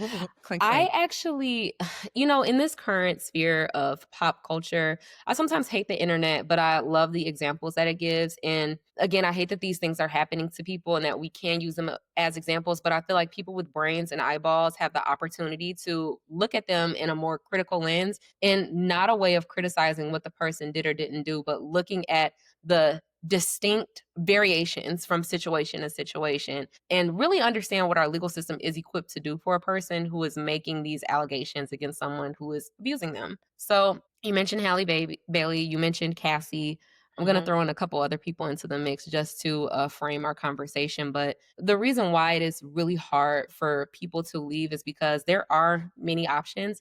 And it's difficult to choose which route feels right for you. There's also a statistic, I'm sure it has changed over the years, but the main statistic is that it takes a person who is in a relationship with domestic violence up to 8 times to leave. And at the point where you are ready to leave the abuser is when it is most critical and when you are most vulnerable. And that's typically when we get a lot of people who have unfortunately succumbed to the violence and pass away or experience some type of severe physical injury while they are trying to leave. But again, I think that right now within our society, we see these different examples of what a person can do if they want to leave. So I want to start with Cassie because that is the most interesting one right now. I think I don't like People the way have a people lot to talk about say. her case. They do have a lot to say and they don't have a lot of context as to what's happening right now. But Cassie is an example of what happens in the context of, I guess, like the background of things. I'm also going to bring in Megan Thee Stallion, but that's later.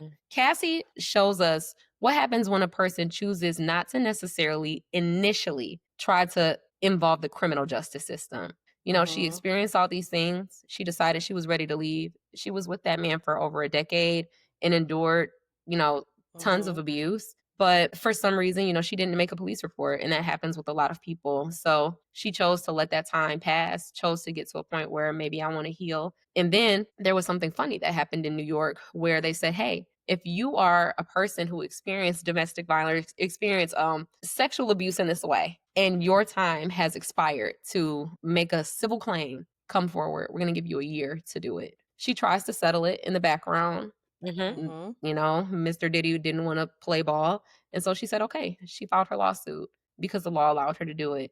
And in that example, that is someone who chose not to go the criminal route because they didn't want to. For her, healing meant getting a sum of money. Healing for everyone feels different. Moving on for everyone feels different. Yeah. And now we see that Diddy, you know, of course, with the FBI is in this other kind of federal case that really we're not going to get into the weeds of today because it is too complex to reduce it down to just dating violence. It is more about being a part of a criminal enterprise. And unfortunately, Cassie was the main victim of this enterprise. But again, what Cassie did was go the civil route. I think money will make me feel whole. And she's well within her right to do it. And she did successfully. And then Halle Bailey, you mentioned her. That type of situation is what we call injunctive relief. I'm not going to call the police. I'm not going to try to get money for you. I just want you to leave me alone. I want you to stop doing something. Yes. So I'm going to go to court and I'm going to ask them to make you stop coming around me. So that kind of protective order is kind of the only thing it does is temporary. Sometimes when the parties have kids, it will make some sort of like custody determinations just based on the current allegations. But again, it's not a long-term thing. But the purpose of the route she took was to get that person to stop abusing her. So again, an injunction from the court where a judge says, hey, DDG, whatever your real name is, you need to leave this person alone or there are going to be consequences in the future. And then the last route, I think, is what people typically expect from most victims, which is the Megan Thee Stallion route. I'm going to the police. I want a punishment. What you did to me was not okay. And I think that a judge has the authority to impose some sort of punishment on you for what you did. Now, we know the specifics of her situation was that she didn't initially want to go to the police, which is really common for survivors in that way. They don't always want to exercise that route because of the public scrutiny, because they know I'm going to say these things and no one's going to believe me, or I'm going to have to do more to prove that I'm right and that I have been harmed, and this person is going to have to do, even if they do get some sort of punishment in the end. It's humiliating. It's embarrassing. You have to be very vulnerable, talk about things in your life that maybe you don't want to, like how she didn't want to mention that she had sex with that little short troll. I understand, you know, it's embarrassing. There are things that people don't want to talk about. But again, that route that she specifically took was to impose a punishment. So again, these are the major categories that I look at for when a person has decided to move on and heal. There's the money route. You abuse me, you need to pay up. There's the injunctive route. I want you to leave me alone, stop bothering me, get away from me. And then there's the criminal route. I want you to be punished. And once a person decides what they want to do, there's also a fourth category where I'm going to do nothing at all. I'm just going to move on. A lot of people choose that route. But again, those are the main ways that people choose to, I guess, seek like retribution for their situation. So again, long roundabout way of saying when a person is ready to leave, really there's a unique sense of what justice looks like from person to person. And it's up to them to decide, you know, once I'm out of this situation, what will help me feel whole again and what will help me move on. I love that because the question was around why survivors shouldn't be judged. And I think you explained that very well, that there are these different routes and you shouldn't be judged because people are going to have something to say regardless of which of those four options you pursue. And especially the money route. I don't know why people get so tied up with that not being a legitimate form. They get so mad with the money route. And it's so funny because they say you only did this for the money. Well, duh, because the law says I can. What are we talking about? The law says if you harm me in this way, I can go to civil court and you have to pay me money. So why are we being judged for that? It says right there in black and white, if you do X, I will get money. You're bad for not reading. Like, what am I supposed to do? Absolutely. But no, I love that Cassie also participated. Well, I mean, I'm sure she was subpoenaed. No, maybe not. But I love that she's participating in the RICO case because, like, some people are like, well, she already got the money. Why is she helping out with the case? I think she was subpoenaed. She might have been, but... and those are two distinct categories, right? Two different things. Just because you have a civil case doesn't necessarily preclude you from pursuing a criminal case. And I think that's another thing that people that don't want to read or understand refuse to get. It's quite simple. Just because you pursue something civilly doesn't mean you can't do it criminally, which is why you have these people like Jump Scare R. Kelly who have been attacked in all these different ways. You got your Right. criminal case, and some of those same people went to civil court to take you for all you got because they're well within their rights. I do think that strategically, sometimes there are certain orders that you should do things. And I think, just as you mentioned earlier, if you choose to get the money first, once you participate in the criminal, people are saying, you're only doing this for the money. You got money, didn't you? But again, there's nothing in the law that says that you cannot.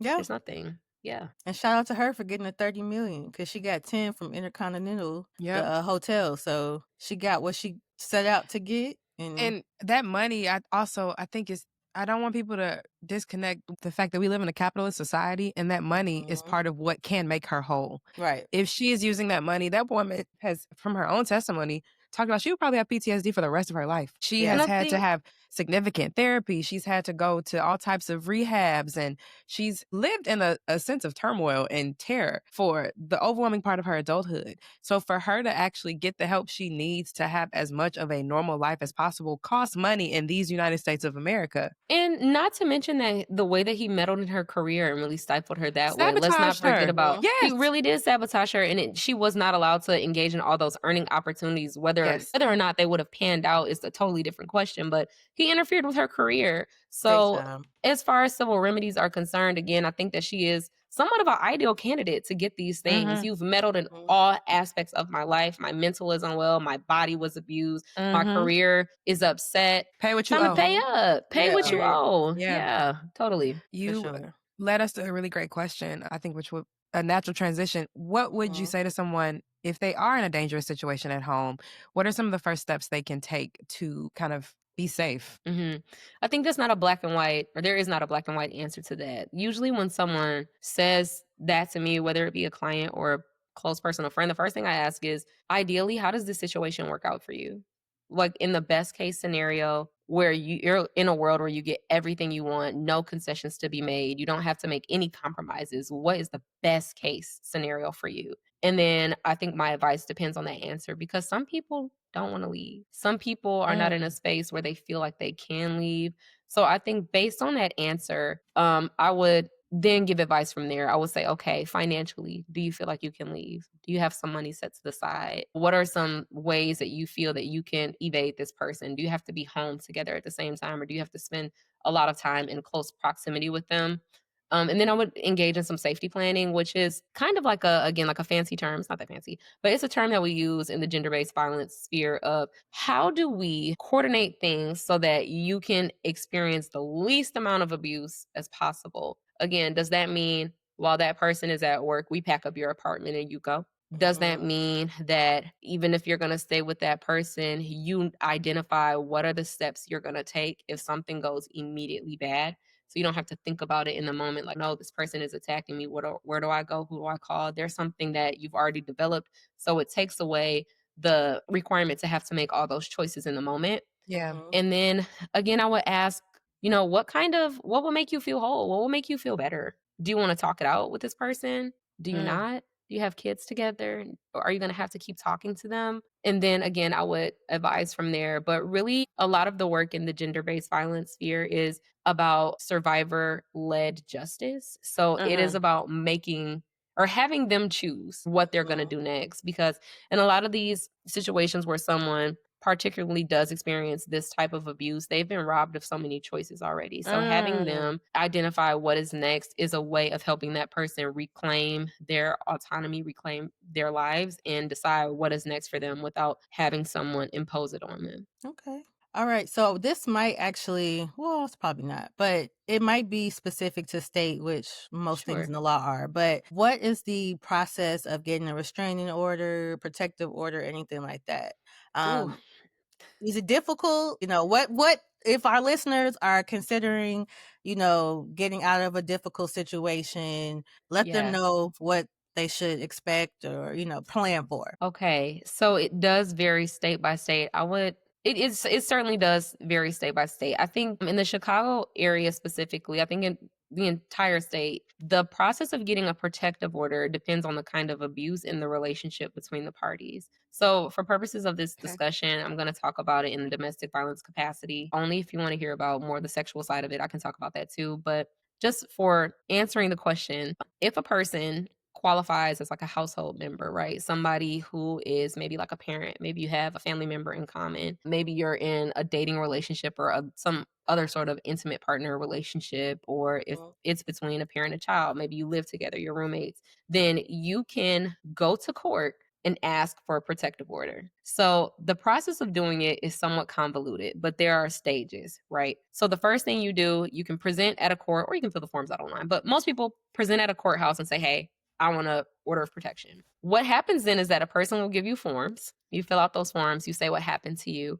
and then they will immediately send you in front of a judge without the other party even being notified. We call them ex parte proceedings. Okay. And then you have to make out your claim in front of that judge. Now, what makes this different than like criminal proceedings is that the standard is different because, again, during these emergency proceedings, the party who is being accused of all these things, for the most part, is not there.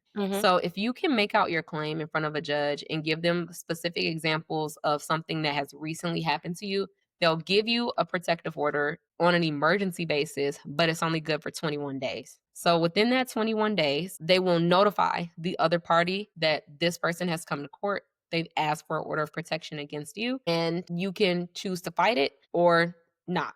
But if you want to fight it, come to court. If you don't care if it's going to be a long-term order entered against you, don't come. So once the 21 days has passed, the person who's making the allegations has to represent themselves and say, I would like an order for a longer term than 21 days. And then at that point, the case kind of takes on a life of its own based on whether the person wants to contest the order or not. And I think the longest term that you can get an order of protection from in that capacity is 2 years. And then you can renew it every 2 years, which is kind of a hassle and sucks for a lot of reasons, but you can renew it every 2 years.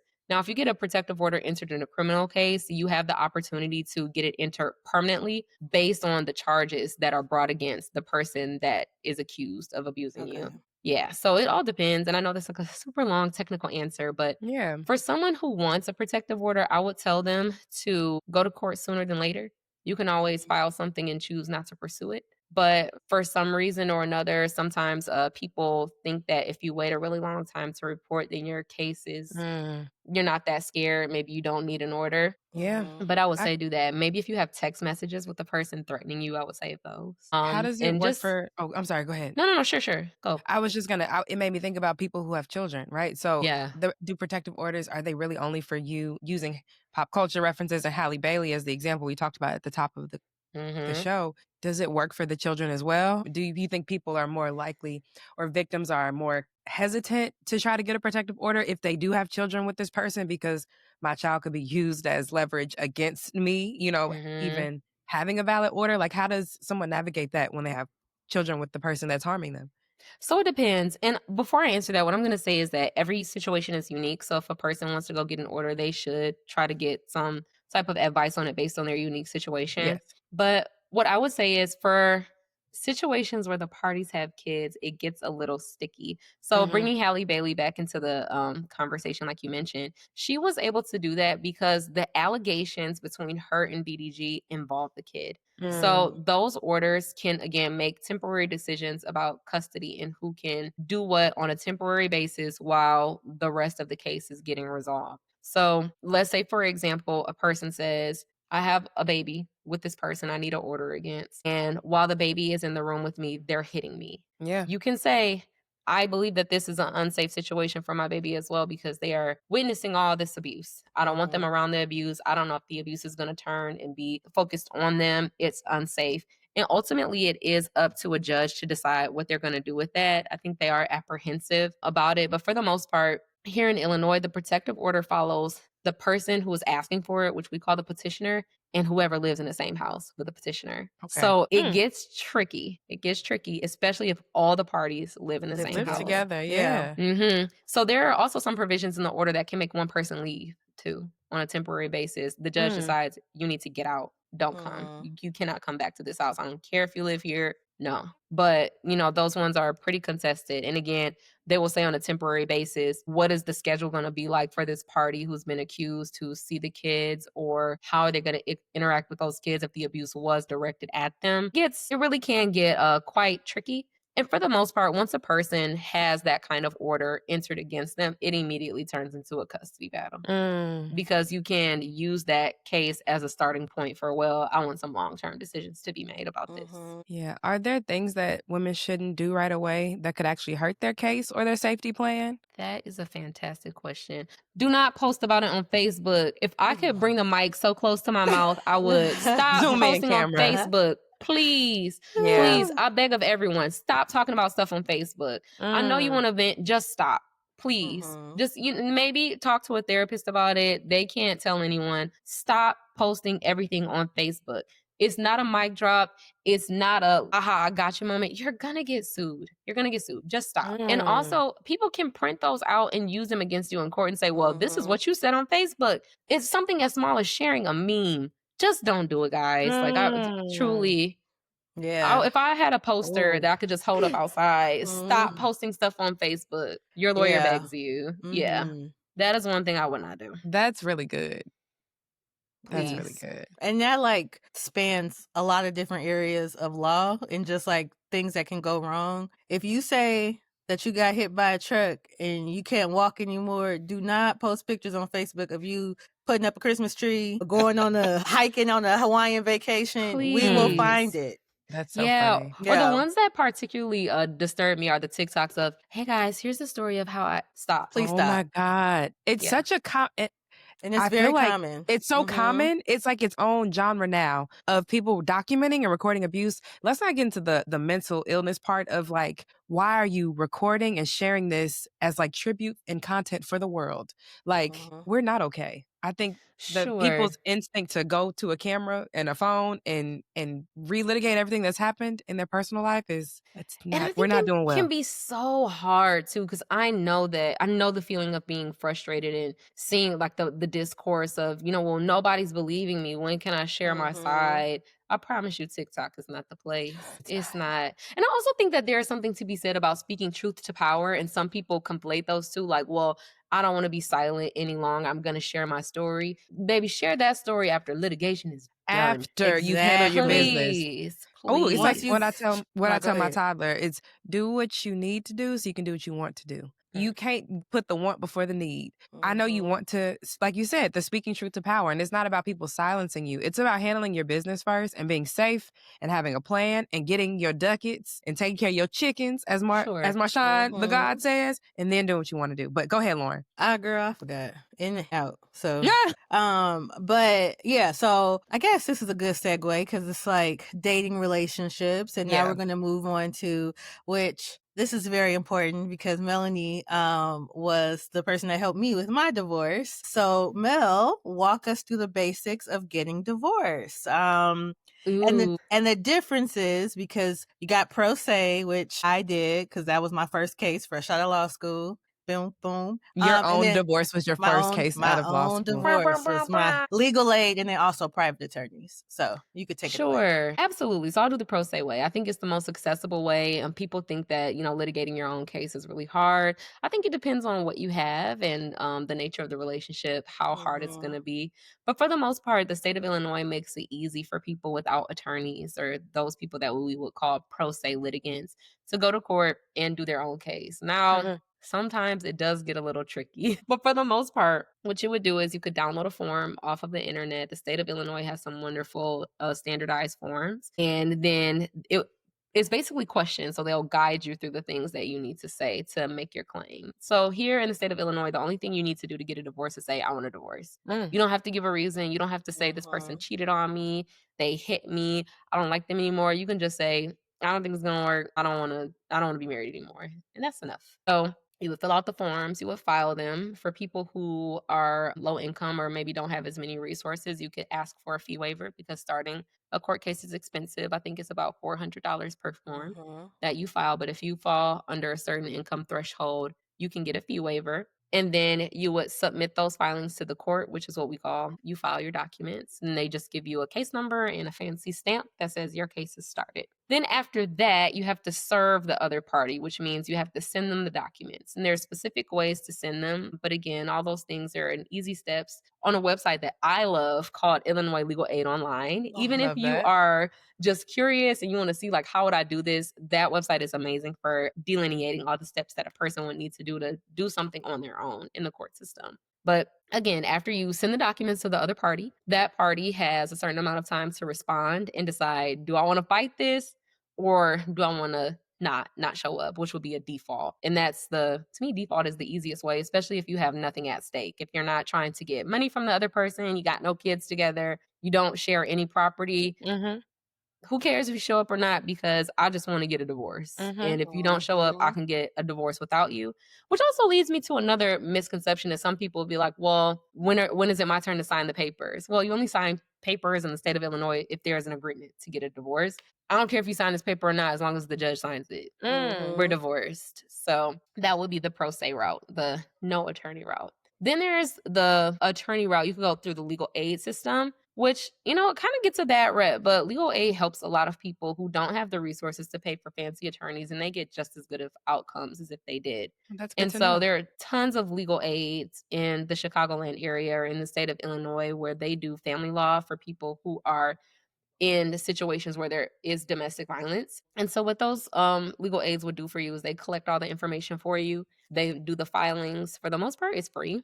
When I worked in legal aid, I didn't have not one client pay me for anything. And I've done tons of divorces. I don't even think I can put a number on it. I've done so many. But again, you pay the lawyer or you retain the lawyer. They do the documents for you. And if the other person decides to get their own lawyer, then it will be between the attorneys to figure out what happens with the divorce. So every case, whether you have an attorney or not, whether it's private, it's yourself, or it's legal aid, it starts off with the filing. I want to get a divorce. And then it makes it to a courtroom and the judge asks, what do you want to do with this divorce? Do you want to wait for the other person to come, or do you want to do it without them, which we already talked about default? And if the other person does decide to come and contest it, most divorces settle. And there are agreements. They know that they're not going to stay together. There's not a huge fight about property. And the parties are able to come together and do some sort of agreement to dissolve the relationship that they have. Maybe you keep this, I keep that. I have custody on the weekends. You get custody during the week. And then both parties would sign and go in front of the judge and say, we're ready to finish this. And that's how you would do it. Or you could do the fancy pants, Chance the Rapper way, and hire a very... he's worth a lot of money, I imagine. He is worth a lot of money. I would contest that too, girl. Yeah, we're going to court. Absolutely. I'm getting me a fancy attorney. Yeah, so you would get a fancy attorney. The divorce would take 1,000,000 years because you got a lot of money. And then eventually it works itself out. But the reason why divorces take so long is because there are a lot of decisions to be made. Again, for situations like Chance the Rapper, there are so many assets, so many little things. You got kids together, and it does take a long time to decide who gets what and why. But under the umbrella of divorce, you would say that you have to make the debt decisions. How are we going to separate this debt? How are we going to separate our assets? How are we going to allocate all the money? And then how are we going to split up custody, which is actually called allocation of parental responsibilities, APR for short. Who gets the physical, who gets the kids, and on what schedule, and then who's going to make decisions about the kid's life. I love that you brought that up because I just want a quick sidebar that I want you to speak a little bit more to. Can you speak to why it's so important to have those type of formal agreements, even if things are amicable?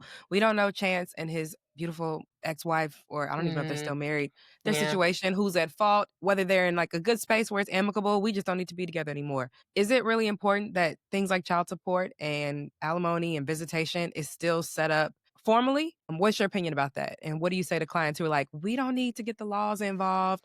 That's, parenting stuff can just be, we gonna figure it out because we responsible. And I think there's like a little bit of a, what's the word? Like stigma that people kind of apply to. It's one thing to get divorced, but having the courts involved in how we are going to run our household or run our family is like frowned upon. And I think especially in our community. Yes. Now I'm going to say this knowing that I do not have a piece of paper to back it up. But one of my favorite coworkers always says that having things in writing is a tenet of white supremacy and that they don't recognize things in earnest. They say that in earnest, yes. Oh, okay. And I think that's where the phrase comes from, having the white man's paperwork. But it is kind of like that in our society, though. For the most part, verbal agreements, if you want to have a judge make that the law, they're not going to do that because they want it in black and white. Where's your white man paperwork? But I think in those situations, I would say this with a caveat. Again, if you're listening to this, please don't take this as legal advice for your own experience. Please seek help from a lawyer. But I would say it depends on if the parties are married or not, what my advice is. Okay. So in terms of child support, I think that it is important to have an agreement. If you have an agreement, even if it's verbal, I would send a text message and say, hey, just confirming you agree to send me $400 a month. Yeah. Because then there's your white man's paperwork. So you can bring it into the court and say, this is our agreement. And he's not following it. I would like this formally entered. Child support is so specific depending on the situation.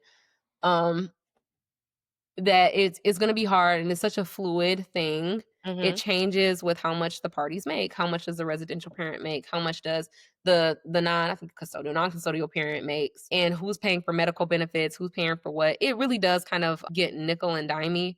And I think the stigma behind that does come with just Black people and their apprehension of being involved in the criminal justice system, since we have been so disenfranchised by it. Yeah. Just historically. So that's why people don't like it. They feel that it's another mechanism that lands a lot of Black men into the prison system or holds them back and steals their wealth. But really, in this most instance, if you pay, pay what you owe. Fine. Yeah. In most situations, that is not what's happening. And I think that, again, it really is just a way to hold people back and make them feel bad for asking for help, even when both the parties are struggling. Why should one parent have to struggle more than the other? Right. Why? At your mama's house, you got a bedroom. At your daddy's house, y'all sleep on the couch. Ooh. Head to foot. You know what I mean? Like, sure. That's not funny. And I think one of the things that I would say is so interesting to me is that if the parties aren't married, the power kind of is with the mama. So I think that if you want to, you better get that white man's paperwork. If you're not married, even if y'all doing good, get that white man's paperwork. And I think, you disagree, Melanie? I don't disagree. Oh, this is good. Let's get into it. I think it depends, because if you're not married, right, then you kind of hold the power, especially if the name is not on the birth certificate. You don't have to ask daddy to sign a passport application.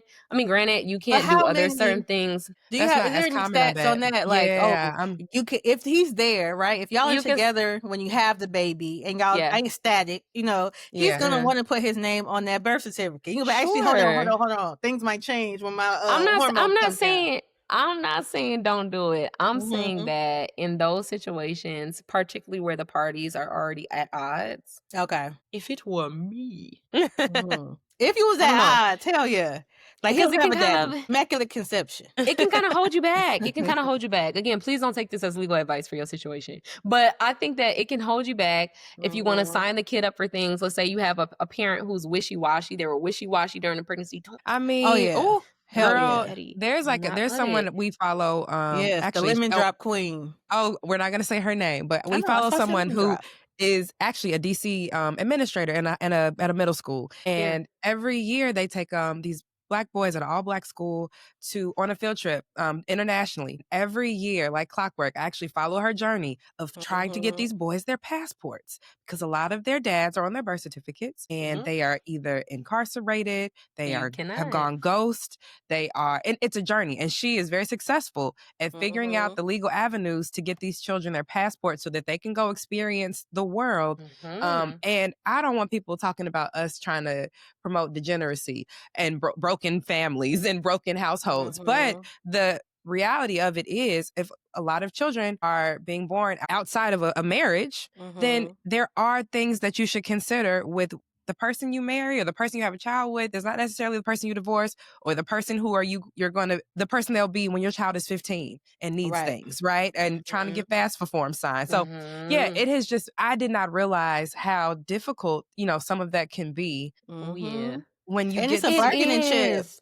It's a bargaining chip. Yeah, these men or- legitimately sometimes, Yeah. she talks about how they will try to like get things out of the, the agree. I sign this, Take me I off sign child this support. form if you take me off child support, right? It just And gets, it really is unfortunate. And it's hard to navigate around that situation, which is why, again, if I myself found, if I looked around and I was in the weird situation where I had somebody who was wishy-washy popping up Yeah. in and out and the baby ain't earthside yet, yeah, you're not you're on not that. going on that birth certificate, buddy. Yeah. No way. We can go to court about it later. That's so interesting.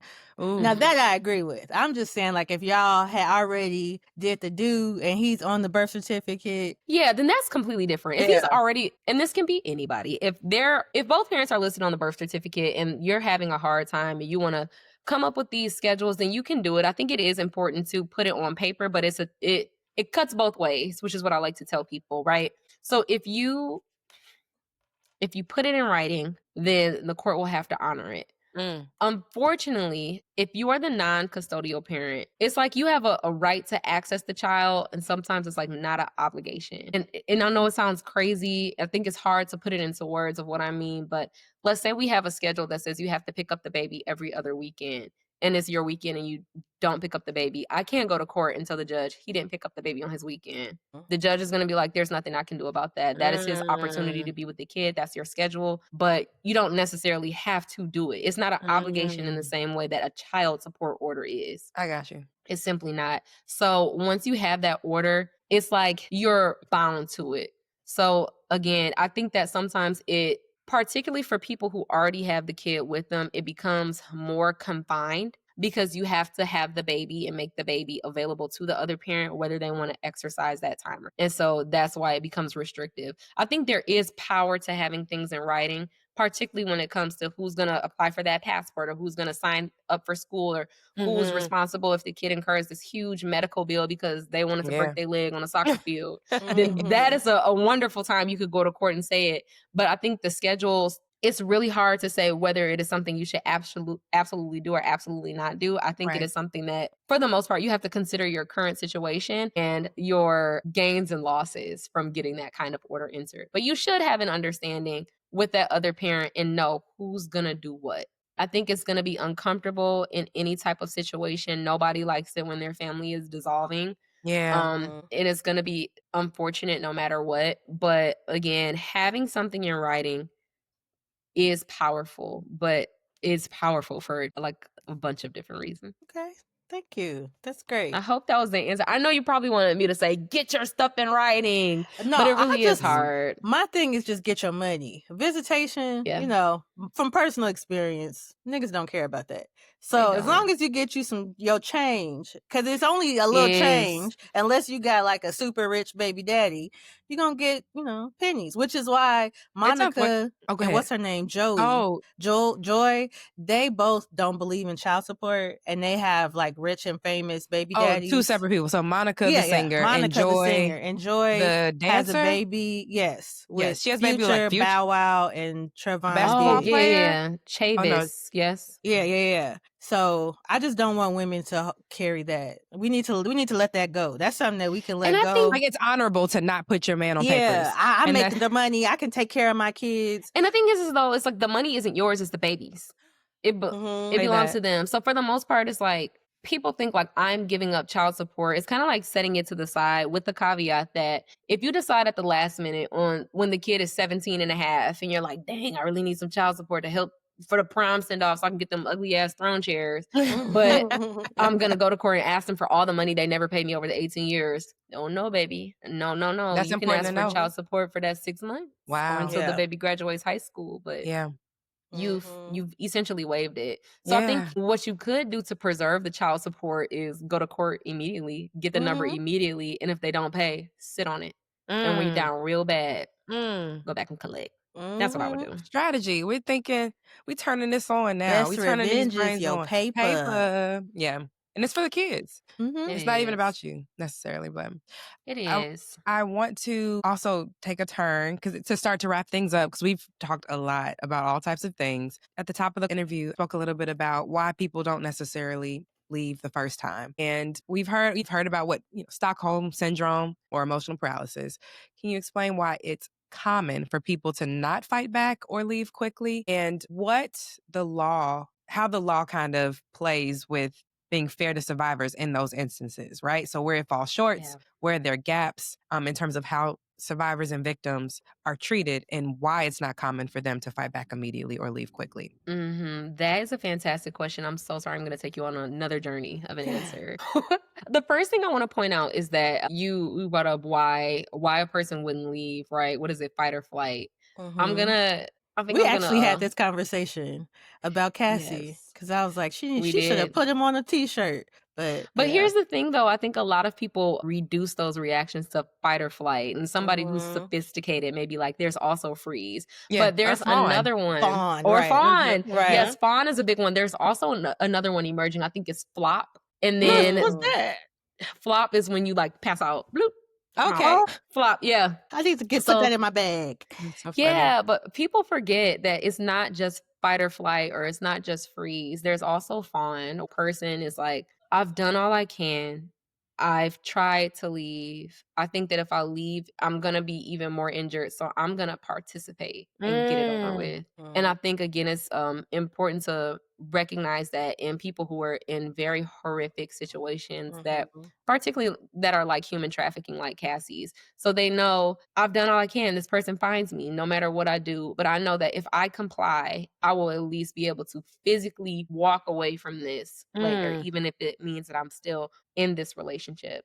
So when it comes to something where people talk about like Stockholm syndrome, I think that is even more sophisticated of a concept that I would like to put on the average person. And I think having the conversation about why a person would stay for so long requires more of a real nigga discussion. So putting it simply, most people come to the world wanting to see the best in you. And if a person that you are so deeply in love with, deeply intertwined with, tells you, I am so sorry, I'm never going to do it again, most of what I'm going to say, I'm not talking to any of you here, most of you bird ass bitches would believe them. You would believe them. You would believe them, and you wouldn't leave. Most of us go to jobs every day that abuse us, and what do? We clock back in the next day. That's so funny. I don't understand why there is this lack of empathy for people who participate in these relationships. They experience this kind of abuse.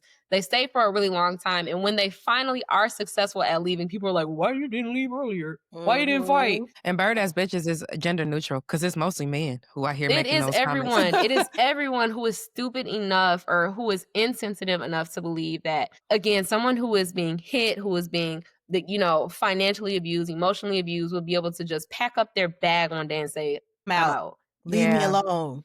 It doesn't work that way. And again, until they themselves are in that relationship, it seems like so many people just don't have any empathy for someone who was young, or even someone who's not young, that will be in a relationship believing what someone is telling them. So many people believe Donald Trump is going to give them $6,000. Like, I don't understand why this connection isn't being made often. So what I would say in terms of Stockholm syndrome is, again, I would take the label off and say, someone who is being abused probably is embarrassed. They probably feel vulnerable. They don't want to leave. And they feel that maybe if I act right, maybe if I can step around all these landmines that a person has, they won't explode on me. They want to see the best, or they're scared. They're scared because they know if they try to leave, something even more drastic is going to happen. So I don't think anyone wakes up one day and goes, you know what? I'm so excited to get my ass beat. I don't think they do. They think today is going to be a better day. I'm going to try to avoid all these things. Maybe we'll finally be happy. And unfortunately, it doesn't work that way. No. That's fair. Yeah. All right. So on that note, as we wrap up, what's one thing that you wish more women believed about themselves when they're in that survival mode? That is so hard. I think that may have actually stumped me after all the words I've said today. I think I believe, or I wish that people knew that they deserve to be loved. And that even after all of this, you deserve minimally to have a peaceful life. Yeah. So you can choose. You do have a choice in this situation. Choosing yourself is always a good option. I love that. Okay. And I think, go ahead, Lorryn. No, go ahead. As the origins of our show and kind of what inspired this was looking at how we can integrate things from generations past, things that are emerging from the generations that come after us as millennials. And I just am grateful that in this time of organized society, it seems to be the best time to be a victim of intimate partner violence. It's the best time to get a divorce as a woman, just in terms of the rights that we have for now, not to Bring down the vibe. bring down the vibe. But I am just curious about anything you want to close out or speak to as a millennial who's navigating this and the things you're observing, both just as a woman who has a personal life and a woman who is in relationship in community with other, women who are both survivors or in different stages of navigating personal relationships, and as a professional, if there's something that you see that you want to speak to about how the elder generation, so the boomers, and you said you have clients who have been 80 years old, right? So if there's something you would like draw from or leave behind from the elder generation, and the same in the opposite direction, something you would either draw from or leave behind from what you're seeing about like younger women who are coming up after us, Gen Z, Gen Alpha, they're too little now. But yeah, if there's anything you want to speak to just about the trends of how you see yourself as a millennial at the intersection of all these generations who are navigating their own conflict in this way. Yeah, I think for me, the overarching theme of all of those points you just hit is choice. And what's important to me are things that I see, especially like the tropes that are like perpetuated on social media, where you have those type of shade room questions, where people are like, why aren't our relationships lasting like our grandparents? Why not this? And I think it's because there are fundamentally different conversations that are being had with our girls than our boys. And one of the main ones that comes to mind for me is that some of the guys will, not to make it too binary, I feel that some of the men will idolize those relationships. My grandma was with her husband for 30 years because they weren't required to snap peas in the kitchen with grandma as she said, baby, don't do what I did. Do something different. You can choose different. So I find that what I would take from that is the vulnerability to have those discussions. They may not have been graphic discussions that our elders had with us, but the forewarnings of, maybe I wouldn't have did this if I had another choice. Right. But back then, women didn't have the choice to move on in the same way that they do now. So continuing to have those candid conversations about the implications of our choices and our future lives. And I think that for me, on that same note, I would leave behind the idea that, suffering or struggle of is something that you need to have a relationship that is, long standing, or something that is fulfilling, or that will yield you everything that you ever wanted. You don't have to struggle. And I think choosing yourself again is always the best option. Absolutely. Go ahead. Yes. Now, because we already know, I love books, and I don't really love documentaries, but I watch them occasionally. Do you have any resources, books, shows, if there's like a really good fictional show that does a good job depicting what you should do if you're in this type of situation? Can you give it to our listeners? I think I don't have one that is like a guide of things that you should or should not do, but I do have a recommendation of a book that is great for someone who may be curious on how, or understanding why some of these themes impact certain communities over others. And the name of the book is Hood Feminism by Mickey Kendall. It Yes. is Chicago author. Chicago author, Yeah. such a sweet person. The book is about many topics under the umbrella of feminism, but it explains it categorically. And the reason why I love it so much is because I feel that for people who are already keenly aware of what is going on, it seems redundant. But for someone who is new, and someone who maybe is on the edge where they're halfway in the shade room and then the other half is out the door, they can read this book and understand from a really simple perspective of why certain communities face certain struggles. So it could be why Black and Hispanic women, and women who are Native American or Indigenous Americans would experience intimate partner violence in a way that is disproportionate to white women. Why people who are poor, who would experience abuse, sexual abuse, or emotional abuse or physical abuse, would experience that more than someone who falls into another category. It's a great way of explaining how these things present themselves differently in these communities. So I really love it. I think it is somewhat of a heavy read, but again, for someone who is curious and maybe you don't want to sit down and read the book all the way through in one sitting, you can pick it up, kind of open up a page and say, this is what I'm going to read today. And you will be enlightened. Yeah. I really love it. I think that sometimes it goes over people's heads, but again, there will be portions of it that you read and then you sit with and it comes with you later and say, I get that. I understand what you mean now. Thank All right, you. thank you. This is great. This is our first taping of our first guest. Don't know where it'll be in the sequence of things, but I really do appreciate you, Yes. Mel, for coming in and giving us and our listeners the real on a very tough topic. Yeah. Thank Tell you the for people. having me. Thank you for giving Mhm. sharing of your time and your talents and your gifts, because you absolutely have been a delight. Can you tell the people where to find you if they want to connect or just, Sure. learn more about the work and support the work that you're doing? Sure, you can find me on LinkedIn, Melanie Martin. I'm amazing. Mhm. And then if you are extremely bored and like really strange retweets, you can find me on Twitter at Real Melly Cream. Don't ask why that's the name. It just is. It's CREME, right? That is correct. Okay, just so you know. All right. Thank you so much, All Mel. right.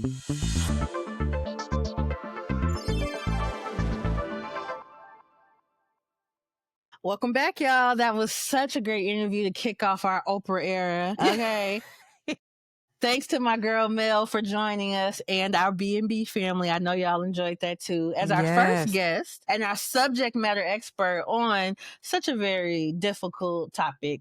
I know, you learned a lot, but then you also got to get to know one of my greatest friends. Oh, I really enjoyed talking with her in this way because Yeah. she's such a sweet girl and she's crazy in her own, like, very fun way. But controlled way. But so serious. Yes. She's doing the Lord's work. And I think that just shows the duality of how millennials are having to like really navigate serious conflicts, and we're trying to solve very heavy problems, but we're approaching it with a vibrancy and a spirit that is different, because life will try to break you if you let it. Absolutely. And we are hard bodies over here, and I'm very grateful that Melanie is doing the Lord's work and still having joy while she's doing some really heavy work. Shout out to the La Boo Boo Queen, the La Boo Boo litigator. She's got her La Boo Boo. She's really which into I them. don't understand. Me neither, we're but not I'm letting go... people have their things, okay? I like a lot of weird shit, which we will learn about in our hobbies episode, so stay tuned.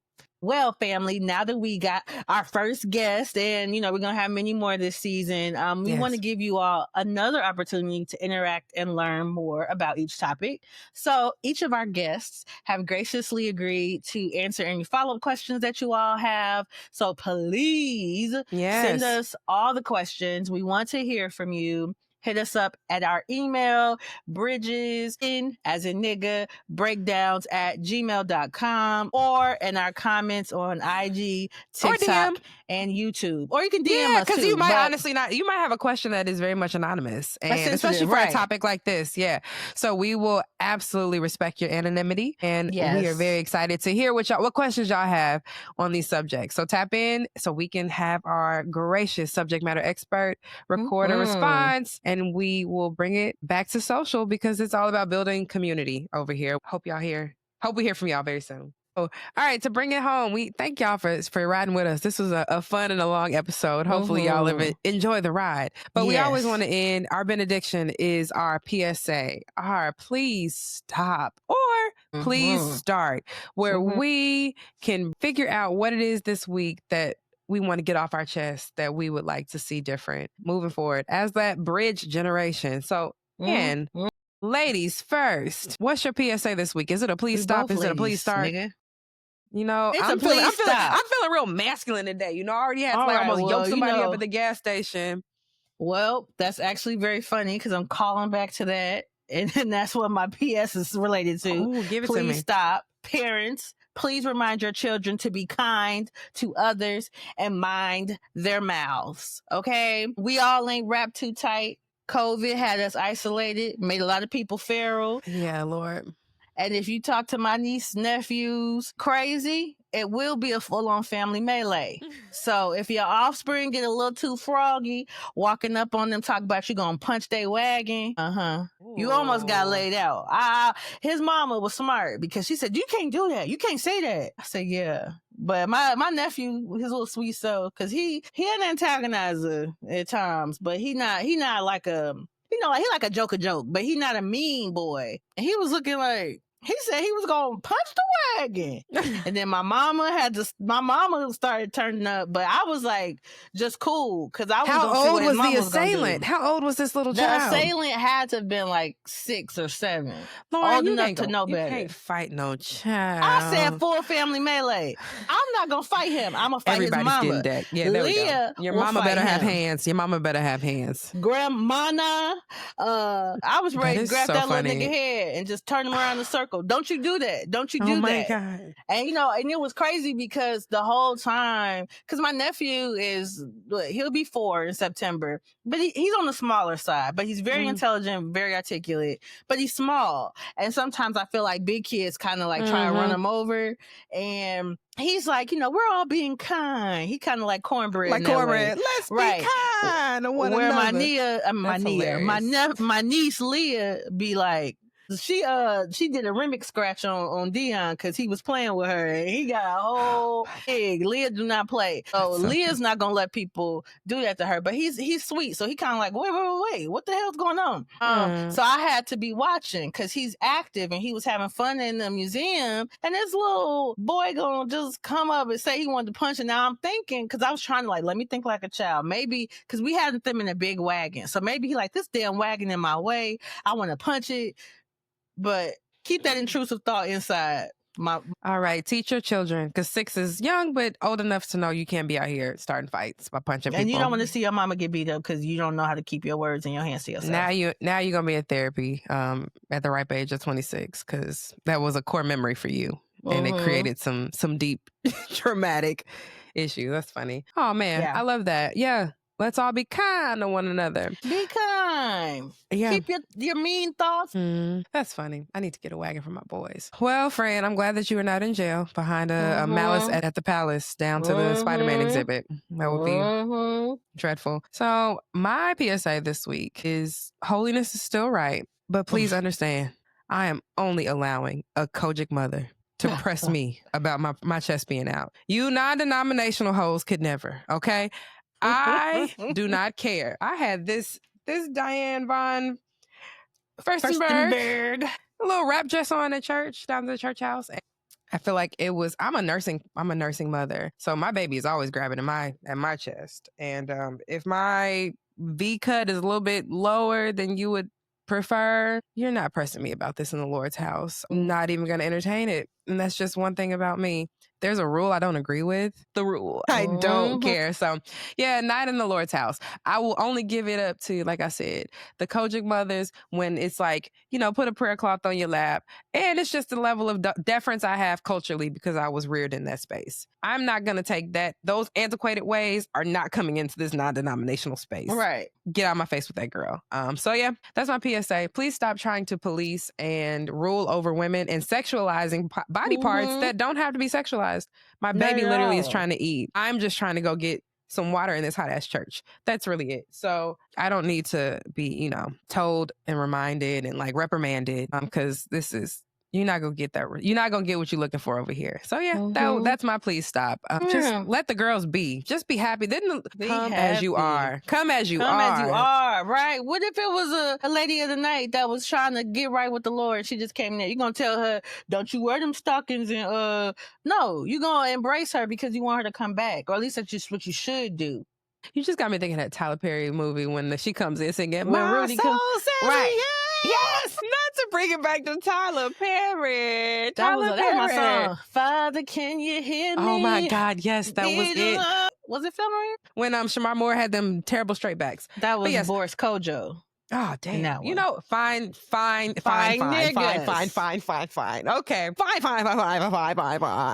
He just put them in them ugly ass wigs. But I think that's also we're gonna wrap things up. Thank you so much. Us again. Hit us up. Follow us we are on TikTok, we're on Instagram, and now on YouTube, so you can have the visuals, baby. Love y'all. We mean it. Peace.